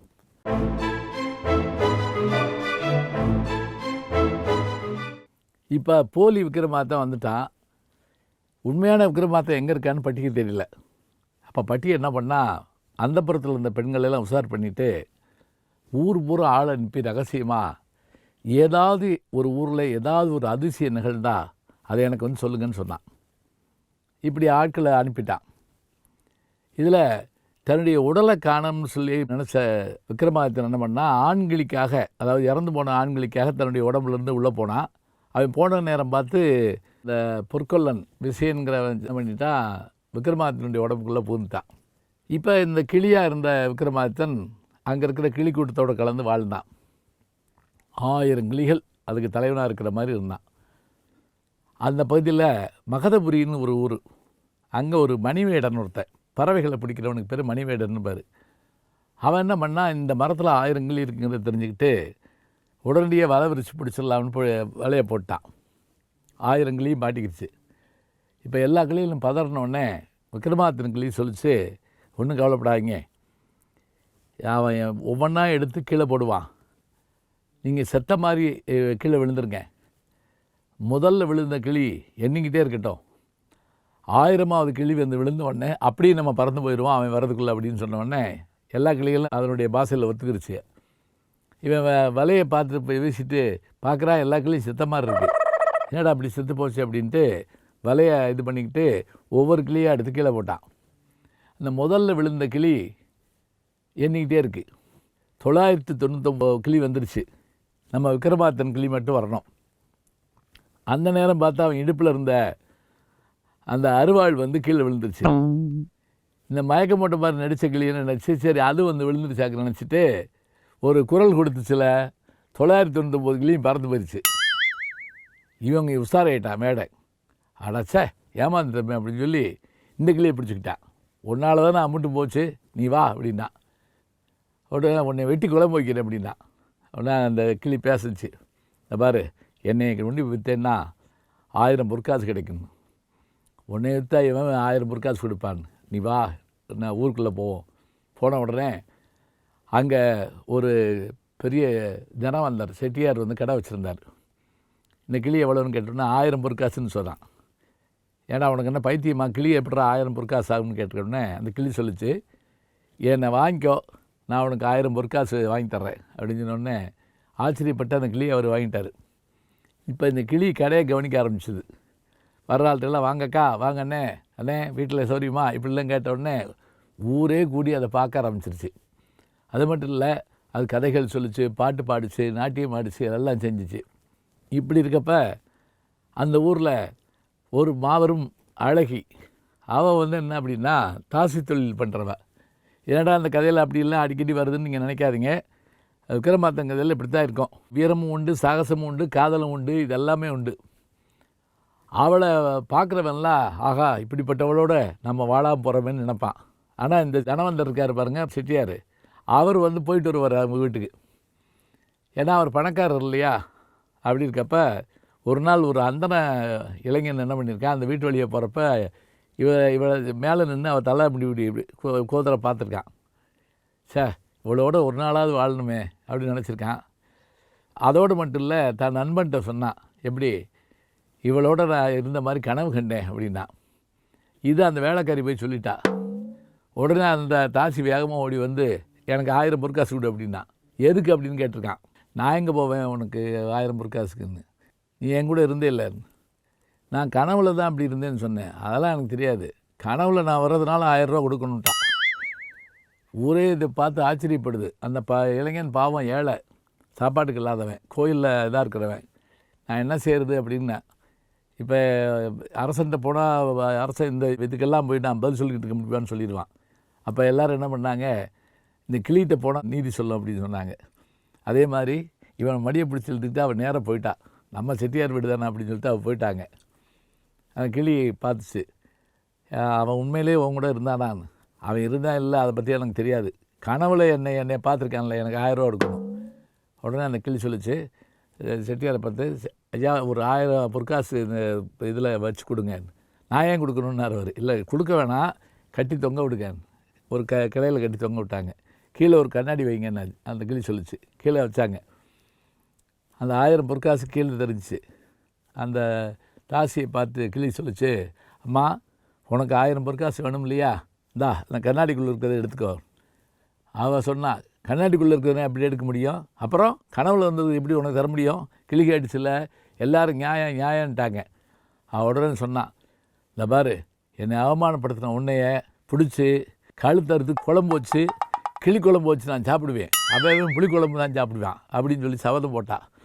உடனே அந்த கிளி சொல்லிச்சு, நான் என்ன பண்ணுவேன் தெரியுமா, உன்னைய முட்டை போட வச்சு கரும்புளி செம்புளி குத்தி ஊரே சுற்றி வர வச்சு அவமானப்படுத்துவேன்னு சொல்லிச்சு, பார்த்துருவோம் என்ன செய்யலாம் அப்படின்னு சொல்லிட்டு 2 பேர் போயிட்டாங்க.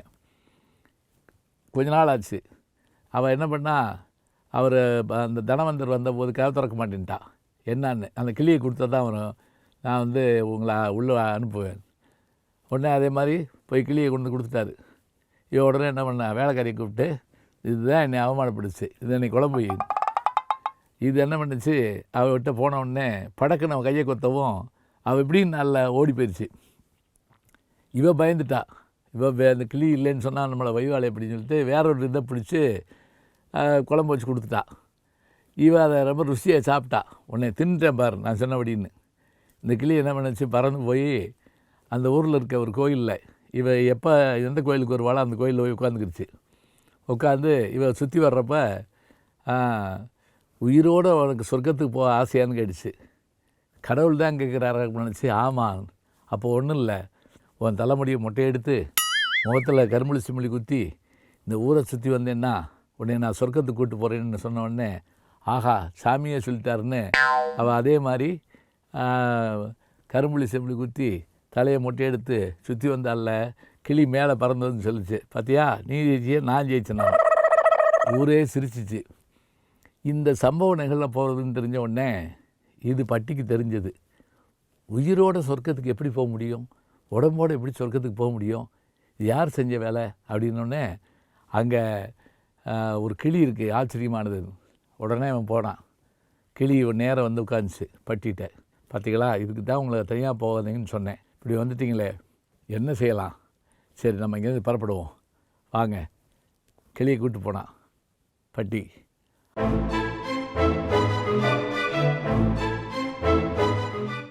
உஜ்ஜயினி மாநகரத்தை அப்போது ஆண்டு கொண்டிருந்தவன் யார் என்று கேட்டால், விக்கிரமாதித்தனுடைய உடலுக்குள் இருந்த அந்த விசயன் என்கின்ற பொற்கொல்லன். அவனாக பார்த்து வெளியே போனால் தான் அந்த உடம்பு கீழ் விழுகும். அவனை கொல்ல முடியாது. கொன்னா விக்ரமாதித்தன் கொண்ட மாதிரி ஆயிரும். இப்போ என்ன பண்ணலாம், இப்போ விக்ரமாதித்தன் கிளியை கொஞ்சம் பத்திரமா வச்சுட்டு பட்டி என்ன பண்ணால் நேராக வந்தபுரத்துக்கு போனான். அங்கே இருக்கிற அரசிமார்கள்லாம் அழைச்சான். நீங்கள் எல்லோரும் சேர்ந்து இப்போ ஒரு வேலை பார்க்கணும். என்ன அப்படின்னா, நாங்கள் கௌரி விரதம் இருந்தோம், அந்த கௌரி விரதம் முடிஞ்சு போச்சு. இந்த முடிவப்போ ஒரு நேர்த்திக்கடன் இருக்குது. என்ன அப்படின்னா, நாங்கள் வளர்க்குற கிடாவும் அரசனாகிய விக்ரமாதித்தன் வளர்க்குற கிடாவும் மோதணும். மோதி எந்த கிடா தோற்று போதோ அந்த கிடாயை வெட்டி கொள்ளணும். வெட்டி கொண்டுட்டு அதை விருந்து சாப்பிடணும்.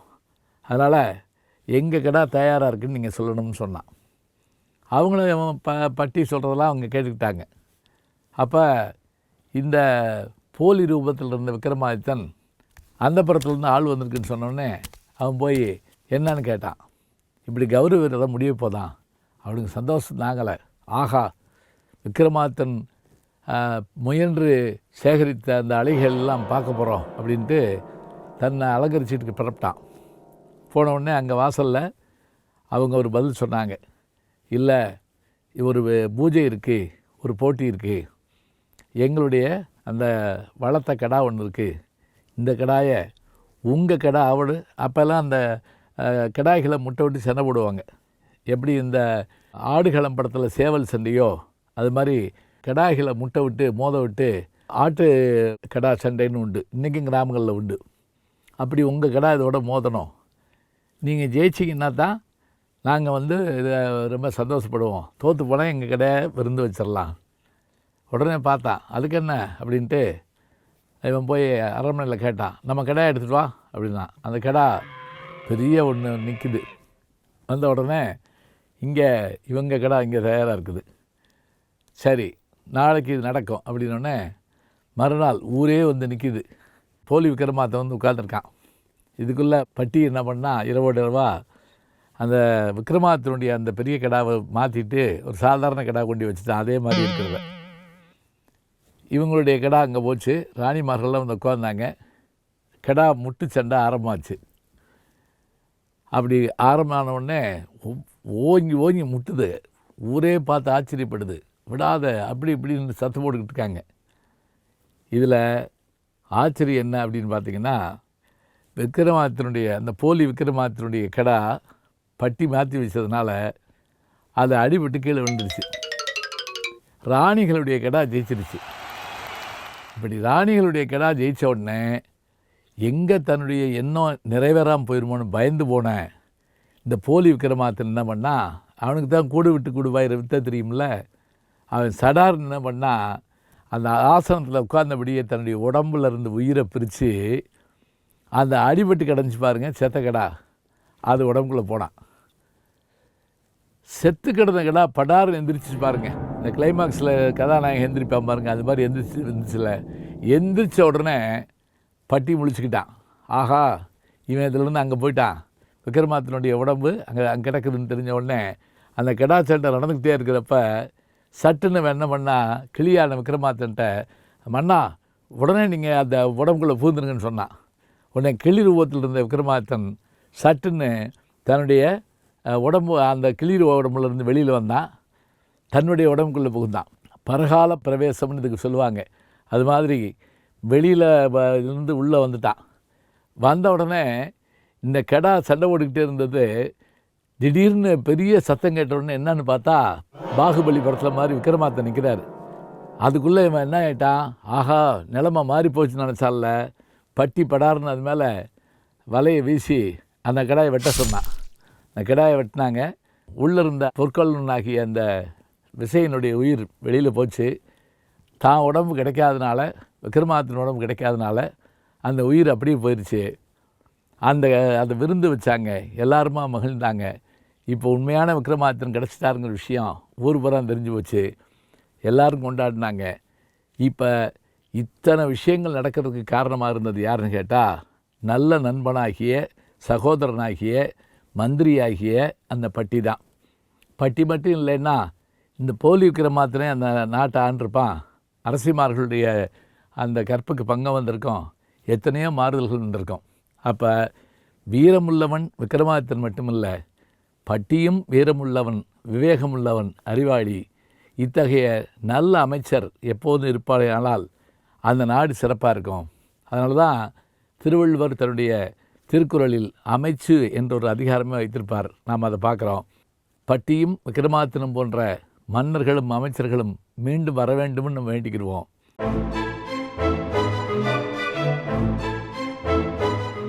சிறைகாக்கும் காப்பு எவன் செய்யும், மகளிர் நிறைகாக்கும் காப்பே தலை.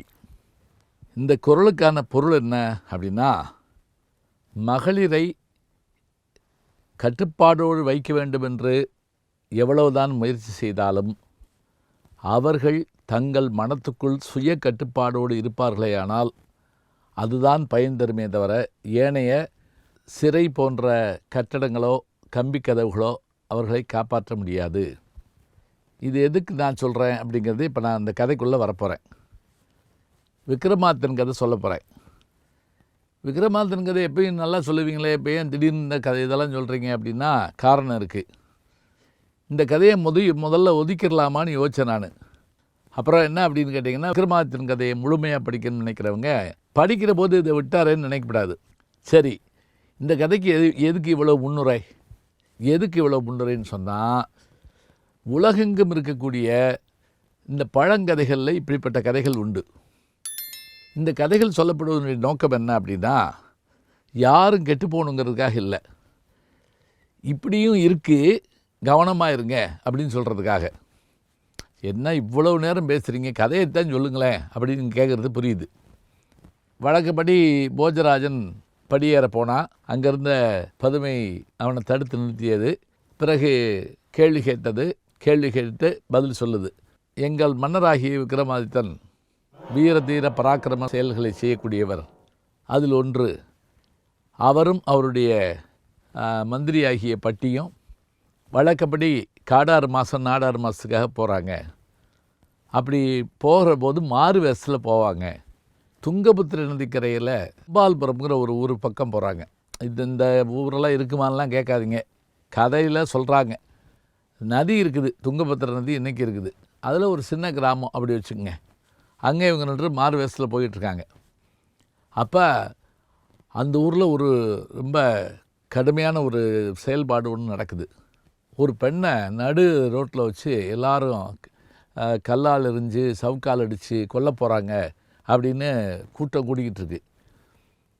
இவங்க என்னான்னு கேட்குறாங்க. அந்த பெண்ணு வந்து பலர் அறிய இந்த பாலியல் தொழில்னு இன்றைக்கி சொல்கிறேன் பாருங்கள், அது மாதிரியான செயல்பாட்டை செஞ்சுட்டா. தினைக்கும் அந்த காலத்தில் அது இருந்திருக்கு, இருந்தாலும் அவள் குடும்ப பெண்ணானமோ தெரில, இப்படி செஞ்சுட்டா, அதனால் அவளை கொல்ல போகிறாங்க அப்படின்னு பேசுகிறாங்க. இதை இவங்க கேட்டுக்கிட்டு இருக்கப்பவே அந்த பக்கமாக வந்த ஒரு பெண்கள் கூட்டத்தில் 2 பெண்கள், அதில் ஒரு சின்ன பொண்ணு இதை கேள்விப்பட்டுட்டு அந்த பக்கத்தில் ஒரு பெரிய பொண்ணு சொல்லுது, ஐயோ பாவம் அவளை கொல்ல போகிறாங்களாம், நம்ம அந்த பக்கம் போக வேண்டாம், அந்த பக்கம் போவோம். அதுக்கு அந்த சின்ன பொண்ணு சொல்லிச்சு, சரி அவளுக்கு செய்கிற தப்பை தெரியாமல் செய்ய தெரியல, நானாக இருந்தால் சாதிச்சு காட்டுவேன் அப்படிங்குது. இதை கேள்விப்பட்ட விக்ரமாதித்தனும் பட்டியும் சிரிச்சிடுறாங்க. என்ன சின்ன பிள்ளை இப்படி பேசுதே அப்படின்னு சொல்லிட்டு சரி பாப்பா அப்படின்னு போயிடுறாங்க. சில ஆண்டுகள் கழித்து திருப்பி அதே நகரத்துக்கு வர்றாங்க. அந்த பொண்ணு அதுக்குள்ளே பருவ பெண்ணாக மாறிட்டா. இப்போ இவங்க என்ன பண்ணாங்க, பழையபடி மாறுவேடம் போட்டு அது யார் வீட்டு பெண்ணுன்னு பார்த்து அவங்க வீட்டில் போய் இவர் பட்டி எங்கள் அண்ணனுக்கு பொண்ணு வேணும், நாங்கள் பெரிய செல்வந்தர்கள் அப்படின்னு சொல்லி இதெல்லாம் பொருள்லாம் கொடுத்து கல்யாணம் பண்ணிட்டு வந்துடுறாங்க. கல்யாணம் பண்ணிட்டு வந்து அந்த பெண்ணை ரொம்ப பாதுகாப்பாக வச்சுருக்காங்க. கோட்டை கட்டி காவல் கட்டி எப்போவும் என்ன செய்வாங்கன்னா, அந்த பொண்ணு படுத்துருக்குன்னா இந்த பக்கம் விக்ரமாத்தை, அந்த பக்கம் பட்டி அப்படிங்கிற மாதிரி அவங்க படுத்திருப்பாங்க. இது கொஞ்சம் ஓவராக தான் தெரியுது நமக்கு, இருந்தாலும் பரவாயில்ல. இப்படி இருக்கப்ப அந்த பெண்ணு என்ன சாதிச்சு காட்ட போகிறான்னு பார்க்குறதுக்காக தான். அப்போ இந்த பெண்ணு உல்லாசமாக வாழ்ந்து வர்றா, சமைச்சு வைப்பா, எல்லாம் செய்வா. ஒரு நாள் அந்த பெண்ணுக்குரிய உடைகளை செலவு செய்து வரக்கூடிய வயதான மூதாட்டி அந்த தன்னுடைய பேரண்ட்டை கொண்டு வந்து ஆடைகளை கொடுத்து, அப்பா அதை துவைச்சி வைங்கிறாங்க. அவங்க உடனே அதை வாங்கி பார்த்துட்டு அதனுடைய அந்த வாசனையும் அழகையும் பார்த்து, இந்த பெண்ணு மேலே எனக்கு காதல் வந்துடுச்சு, நான் அவளோட இருக்கணும் அப்படிங்கிறான். உடனே அவன் சொல்கிறா, இல்லைப்பா அதுங்க வந்து கோட்டை காவல்லாம் பலமாக இருக்குது, உன்னை கொண்டாலும் கொண்டு விடுவாங்கன்னு. இல்லை என்னை உள்ளே கூட்டிகிட்டு போ, நான் பார்த்துக்கிறேன் அப்படிங்கிறான். பாட்டி அவனுக்கு பெண் வேடம் போட்டு கூப்பிட்டு போயிடுறான். கூப்பிட்டு போகிறதுக்கு முதல்ல அவள் போய் சொல்கிறா அந்த பெண்ணிட்ட, என் பேரை இந்த மாதிரி உங்கள் மேலே ஆசைப்பட்றான் அப்படின்னு. அவள் அதுக்கு ஒரு வார்த்தை சிம்பிளாக சொல்கிறான், வாயுள்ள பிள்ளை பிழைக்கும் அப்படின்ட்டு போயிடுறான். உடனே அவன் என்ன பண்ணுறான், அதே மாதிரி எத்தனையோ தந்திரங்கள் பண்ணி அந்த அரண்மனைக்குள்ளே போயிட்டான். போனால் அங்கே என்ன பண்ணுறான், அந்த பாதுகாப்பு இருக்குங்க, இந்த பக்கம் பட்டி, இந்த பக்கம் விக்ரமாதித்தன். ஆனாலும் அவள் கவலைப்படலை, நீ அதை பற்றி கவலைப்படாத அப்படிங்கிறா. இதை அவனும் கவலைப்படலை, ஏன்னா மோகம் காமம் எதை இடம்பொருள் ஏவல் அறியாதுங்கிறாங்கல்ல, அது மாதிரி. இப்போ ஒரு மோசமான நிகழ்வு நிகழ்ந்தது. என்ன அப்படின்னா, இந்த செயல்பாட்டில் இவளுடைய கை விக்ரமாதித்தன் மேலே பட்ட உடனே அவன் என்ன நினச்சிட்டான், இருட்டில் பட்டி தான் இப்படி செய்கிறான் போட்டிருக்குன்னு நினச்சிட்டு அங்கிட்டு திரும்பி படுத்துக்கிட்டான். அப்போ அவன் பட்டி மேலே படவும் அவன் என்ன நினச்சான், என்ன நம்ம அண்ணா மன்னர் இந்த மாதிரி செய்கிறாரு நம்மளை பக்கத்தில் வச்சுக்கிட்டு அங்கிட்டு திரும்பி படுத்துக்கிட்டான். மறுநாள் காலையில் 2 பேரும் ஆத்தங்கரைக்கு போகிறப்ப விக்ரமாதித்தன் வாய்விட்டே கேட்டார், என்ன பட்டி உனக்கு விருப்பம் இருந்தால் நீ அந்த பெண்ணோடு இருந்துக்கலாமே, எதுக்கு இந்த மாதிரி செஞ்சேன்னு. அவர் உடனே ஐயோ நான் அப்படி செய்யலையே, நான் நீங்கள் அப்படி இருக்கிறீங்கன்னு நினச்சேன் அப்படின்னு அவர் கவலைப்படுறாரு. இப்போ இதுக்கு உண்மையை கண்டுபிடிக்கணுமே, எப்படி கண்டுபிடிக்கிறது? இவங்க இப்படி பேசிக்கிட்டு இருக்கப்ப 2 முனிவர்கள் ஆகாய மார்க்கமாக வர்றாங்க. வந்த உடனே அவங்க என்ன செய்கிறாங்க, அந்த ஆற்றங்கரையில் குளிக்க போகிறாங்க. இப்போ பட்டி மெதுவாக போய் அங்கே என்ன நடக்குதுன்னு பார்க்குறாரு. ஆள் இல்லாத இடத்துல அவங்க இறங்கி குளிக்க போகிறப்ப அவங்க ஜடாமுடியிலேருந்து 2 பெண்களை இறக்கி விடுறாங்க. நீங்களும் போய் நீராடிட்டு வாங்கன்னு. இவருக்கு ஆச்சரியம் பட்டிக்கு, பாரா இவங்க முனிவர்களுடைய சடாமுடியில் 2 பெண்கள் அவங்க குளிக்க போகிறாங்க. அவங்க என்ன பண்ணுறாங்க, அவங்களுடைய கூந்தல்லேருந்து 2 பேரை இறக்கி விடுறாங்க. நல்லா கவனிச்சுங்க, இதெல்லாம் நடக்குமா நடக்காதாங்கிறலாம் வேறு. கூந்தல் அப்படி இருக்குமா, முடியுமா, உள்ளே போக முடியுமா, இதெல்லாம் யோசிக்காதீங்க. அதாவது திட்டமிட்டுட்டா எதையும் செய்ய முடியுங்கிறதுக்காக தான் இது சொல்லப்படுது. அவங்களும் குளிக்கிறாங்க. இப்போ இதை பார்த்துட்டு இருந்த பட்டி ஆச்சரியப்பட்டு குளித்து முடிச்சுட்டு அவங்களையும் கூட்டிகிட்டு விக்ரமாதித்தன்ட்ட வந்து, இவங்களை நம்ம வீட்டுக்கு விருந்து கூப்பிட்டு போவோம். விருந்து கூப்பிட்டு போகிறாங்க. கூட்டிகிட்டு போனால் அந்த பெண்ணு தயாராக விருந்தெல்லாம் ரெடி பண்ணி வச்சுருக்கா. அரண்மனைக்குள்ளே போனவுடனே அந்த பெண்ணிட்ட, இவங்க பாதுகாத்து வச்சுருக்க பெண்ணிட்ட, அம்மா 10 இலை போடுங்க அப்படிங்கிறாரு பட்டி. அந்த பெண்ணு கேட்குறா, நீ வந்திருக்கிறது 2 பேர் தான் வந்திருக்காங்க, நீங்கள் 2 பேர் என்னை சேர்த்து 5 பேர் தானே அப்படின்னு. இல்லை போடுப்பா அப்படின்னு 10 இலை போட்டாச்சு. போட்ட உடனே முதல் இலையில் விக்ரமாதித்தன், 2வது இலையில் பட்டி, அடுத்து முனிவர்களை உட்கார சொல்லியாச்சு. சாப்பிட ஆரம்பிக்க போகிறாங்க. பரிமாறி இருக்கு. இப்போ பட்டி அந்த முனிவர்களை பார்த்து, சுவாமி சாப்பிட்றப்ப எல்லோரும் ஒன்றா சாப்பிட்ணும், அதனால் உங்கள் தலையில் மறைச்சி வச்சிருக்கக்கூடிய உங்கள் மனைவிமார்களை இறக்கி விடுங்கன்னு. அவங்க ஆச்சரியப்பட்டு அவங்கள இறக்கி விட்றாங்க. அவங்க 2 இலையில் உட்காந்துட்டாங்க. இப்போ பட்டி அந்த பெண்கள்கிட்ட, அம்மா நீங்கள் மறைச்சி வச்சுருக்கீங்களே அந்த 2 பேரை இறக்கி விடுங்கன்னு சொன்னோடனே அவங்க அந்த முந்தானையில் வச்சுருந்த அந்த கூந்தலில் எங்கேயோ வச்சுருந்த அந்த 2 பேர்த்தை இறக்கி விட்டாங்க. இப்போ பட்டி, விக்ரமாதித்தன், 2 முனிவர்கள், அந்த முனிவர்களுடைய மனைவிகள் மறைச்சி வச்சுருந்த 2 பேர். இவ்வளோ முடிஞ்சது. இன்னும் 2 இலை பாக்கி இருக்குது. இது எதுக்கு அப்படின்னு விக்ரமாதித்தன் கேட்டார். அப்போ பட்டி சொன்னார், தாங்கள் பாதுகாத்து வச்சுருந்த பெண்ணை பார்த்து, அம்மா நீ ஒரு இலையில் உட்காரு, அதோட நீ மறைச்சி வச்சுருக்கியே ஒரு சலவை தொழிலாளி பையன், அவனையும் கூப்பிடு, பாவம் அவனும் சாப்பிட்டு போகிறான். உடனே அதை கேட்ட உடனே அவன் வந்துட்டான். அவனும் வந்து உட்கார்ந்தான். 10 பேர் உட்கார்ந்தாங்க. விக்ரமாதித்தனுக்கு இப்போ தான் உண்மையில புரிஞ்சுது. விக்ரமாதித்தனுக்கு புரிஞ்சோ இல்லையோ, நமக்கு இப்போ தான் புரியுது. பிறகு அந்த பெண்ணை அவன்கிட்டே கொடுத்துட்டு இவர்களுக்கு வேண்டிய பொருள்லாம் கொடுத்துட்டு இவங்க பிறகு போனாங்க. இது என்ன வீரமா, இது என்ன சாகசமா, இதில் என்ன இருக்குது அப்படின்னு நீங்கள் கேட்குறதோடு மட்டும் இல்லை, பெண்களை பற்றி இப்படியான இழிவான விஷயங்களை சொல்லலாமான்னு. இது கதை சொல்லிக்கிட்டு வரோம். நம்ம கதையில் இருக்கிற செய்தியை சொல்கிறோம்.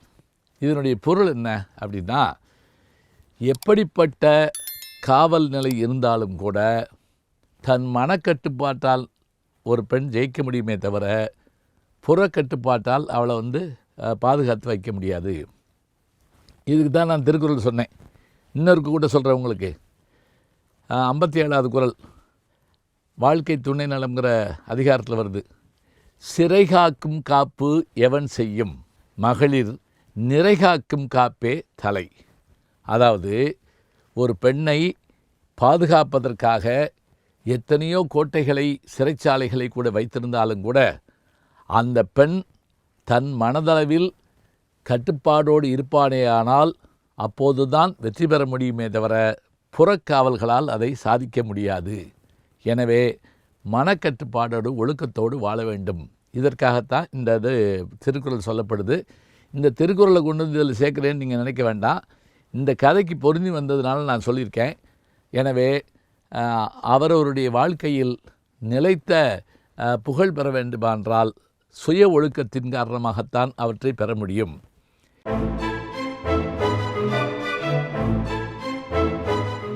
வழக்கப்படி போஜராஜன் அந்த படியில் ஏற போகிறான். அந்த பதுமைகள் நிப்பாட்டி விக்ரமாதித்தனுடைய பெருமையை சொல்லுதுங்க. சொல்ல ஆரம்பித்தோடனே அவன் கேட்டுக்கிட்டு இருக்கான். அதில் ஒரு பதுமை சொன்ன கதை என்ன அப்படின்னா, எங்கள் மகாராஜாவுடைய அருமை என்ன தெரியுமா உங்களுக்கு அப்படின்னு கேட்டுட்டு ஒரு கதையை சொல்லுது. அந்த கதை என்னன்னு பார்த்தீங்கன்னா, பாரத கதையில் விஸ்வாமித்திரருக்கும் வசிஷ்டருக்கும் இடையே ஏற்பட்ட அந்த போட்டியும், அந்த போட்டியின் காரணமாக அரசனாக இருந்த விஸ்வாமித்திரர் தவத்தால் எப்படி முனிவர் மாறி பிரம்மரிஷி பட்டம் பெற்றாருங்கிற கதையும் நம்ம பார்ப்போம். அந்த வசிஷ்டர்கிட்ட ஒரு காமதேனு பசு இருந்தது அப்படிங்கிறதையும் பார்க்குறோம். இதே கதை தான் இதுலேயும் சொல்லப்படுது. சரையு நதிக்கரையில் உமாபதி என்கின்ற நகரை ஆண்ட சக்கரவர்த்தி என்பவனுக்கு 100 பிள்ளைகள் இருந்தாங்க. எல்லாரோடையும் வேட்டைக்கு போனால் தண்ணி தாகம் எடுத்தது. அப்போ மந்திரி போய் தண்ணியை பார்க்குறப்ப ஒரு முனிவர்கிட்ட கேட்ட உடனே அவர் 100 பேருக்கு தண்ணி வேணுமான்னு சொல்லிட்டு 100 பேருக்கு தண்ணி கொடுக்குறாரு. அவங்கெல்லாம் ரொம்ப மகிழ்ச்சி அடைகிறாங்க. சாப்பாடு வேணுங்கிறாங்க, சாப்பாடு கொடுக்குறாரு. மன்னன் யோசிச்சான், எப்படி காட்டுக்குள்ளே உட்காந்துருக்கு முனிவர் 100 பேருக்கு சாப்பாடு போடுறான்னு பார்த்தா அவர்கிட்ட ஒரு பசு இருக்குது, காமதேனு. அதை வச்சுக்கிட்டு அவர் கொடுக்குறாரு. உடனே அவன் என்ன பண்ணான், இந்த பசு வேணும்னு சொல்லிட்டு அதை போய் பிடிக்க போனான். உடனே பசு முனிவரை பார்க்க முனிவர் சொன்னார், நீ எதிர்த்துருன்னொடனே அது எதிர்த்த உடனே எல்லோரும் எரிஞ்சு சாம்பலாகிட்டாங்க. அவன் பயந்து போயிட்டான். அப்போ அவர் என்ன பண்ணார், எல்லா ஆற்றல் உடையவராக விளங்கினார் அந்த முனிவர். இந்த கதை நமக்கு சொல்லப்படுது. அந்த மன்னன் இந்த முனிவரை எதிர்க்க முடியலன்னு தெரிஞ்சோடனே தான் வீரத்தால் ஜெயிக்க முடியாத தவத்தால் ஜெயிக்கணும்னு சொல்லிட்டு அவன் தான் போய் என்ன பண்ணுறான், அதிக காலம் தவம் இருந்து பிறகு விஸ்வாமித்திரர் பட்டம் பெறான். அதுலேருந்து கதை ஆரம்பிக்குதுன்னு வச்சுக்கலேன். இந்த விஸ்வாமித்திரருக்கு எப்படி தவம் அதிகமோ கோபமும் அதிகம். ஒரு நாள் அவர் ஒரு நகரத்துக்கு போன போது அந்த மன்னன் கொஞ்சம் தாமதமாக வர உடனே என்ன செய்கிறார், கோவப்பட்டு அந்த நகரில் இருக்கவங்களுடைய உயிரினங்கள் அத்தனை உயிரினுடைய உயிரையும் தன்னுடைய கமண்டலத்துக்குள்ளே அடக்கிவிட்டார். அதுக்கு முன்னாடியே வந்து அவருடைய மனைவி என்ன பண்ணா அப்படின்னா, சுவாமி இப்படி செய்யலாமா, நீங்கள் இப்படி ஆயிட்டா நானும் இப்போ கொஞ்சம் கொஞ்சமாக இறந்துக்கிட்டு இருக்கேனேன்னு, எனக்கு நீங்கள் வரணும் வேண்டாம், ஒரு வரம் மட்டும் கொடுங்க, நான் வந்து மீண்டும் பிறக்கணும், பிறந்தாலும் நான் ஒரு அரசியாக இருக்கணும், எனக்கு ஒரு தங்க குதிரை இருக்கணும், அது பறக்கும் குதிரையாக இருக்கணும், இந்த தங்கமாவரி பட்டணத்துக்கு நான் வந்து இந்த சிவன் கோயிலில் அர்ச்சனை பண்ணணும், அதுக்கு நீங்கள் எனக்கு அந்த இதை கொடுக்கணும், என்னுடைய நினைவு மங்காமல் இருக்கணும். சரி, அப்படியே செஞ்சுன்னார். அதே போல் மறுபிறப்போ பிறந்தா, ஒரு அரசியானா, கோயிலுக்கு போயிட்டு வந்துக்கிட்டே இருந்தா. அந்த ஊரில் ஒரு அண்ணனுடைய மகன் ஆதிமூலம்னு ஒருத்தன், அவன் கொஞ்சம் பைத்தியம் மாதிரி அலைவான். பல தடவை வந்து அங்கே இருக்கக்கூடிய மணி அடிப்பான். என்னன்னு கேட்பாங்க.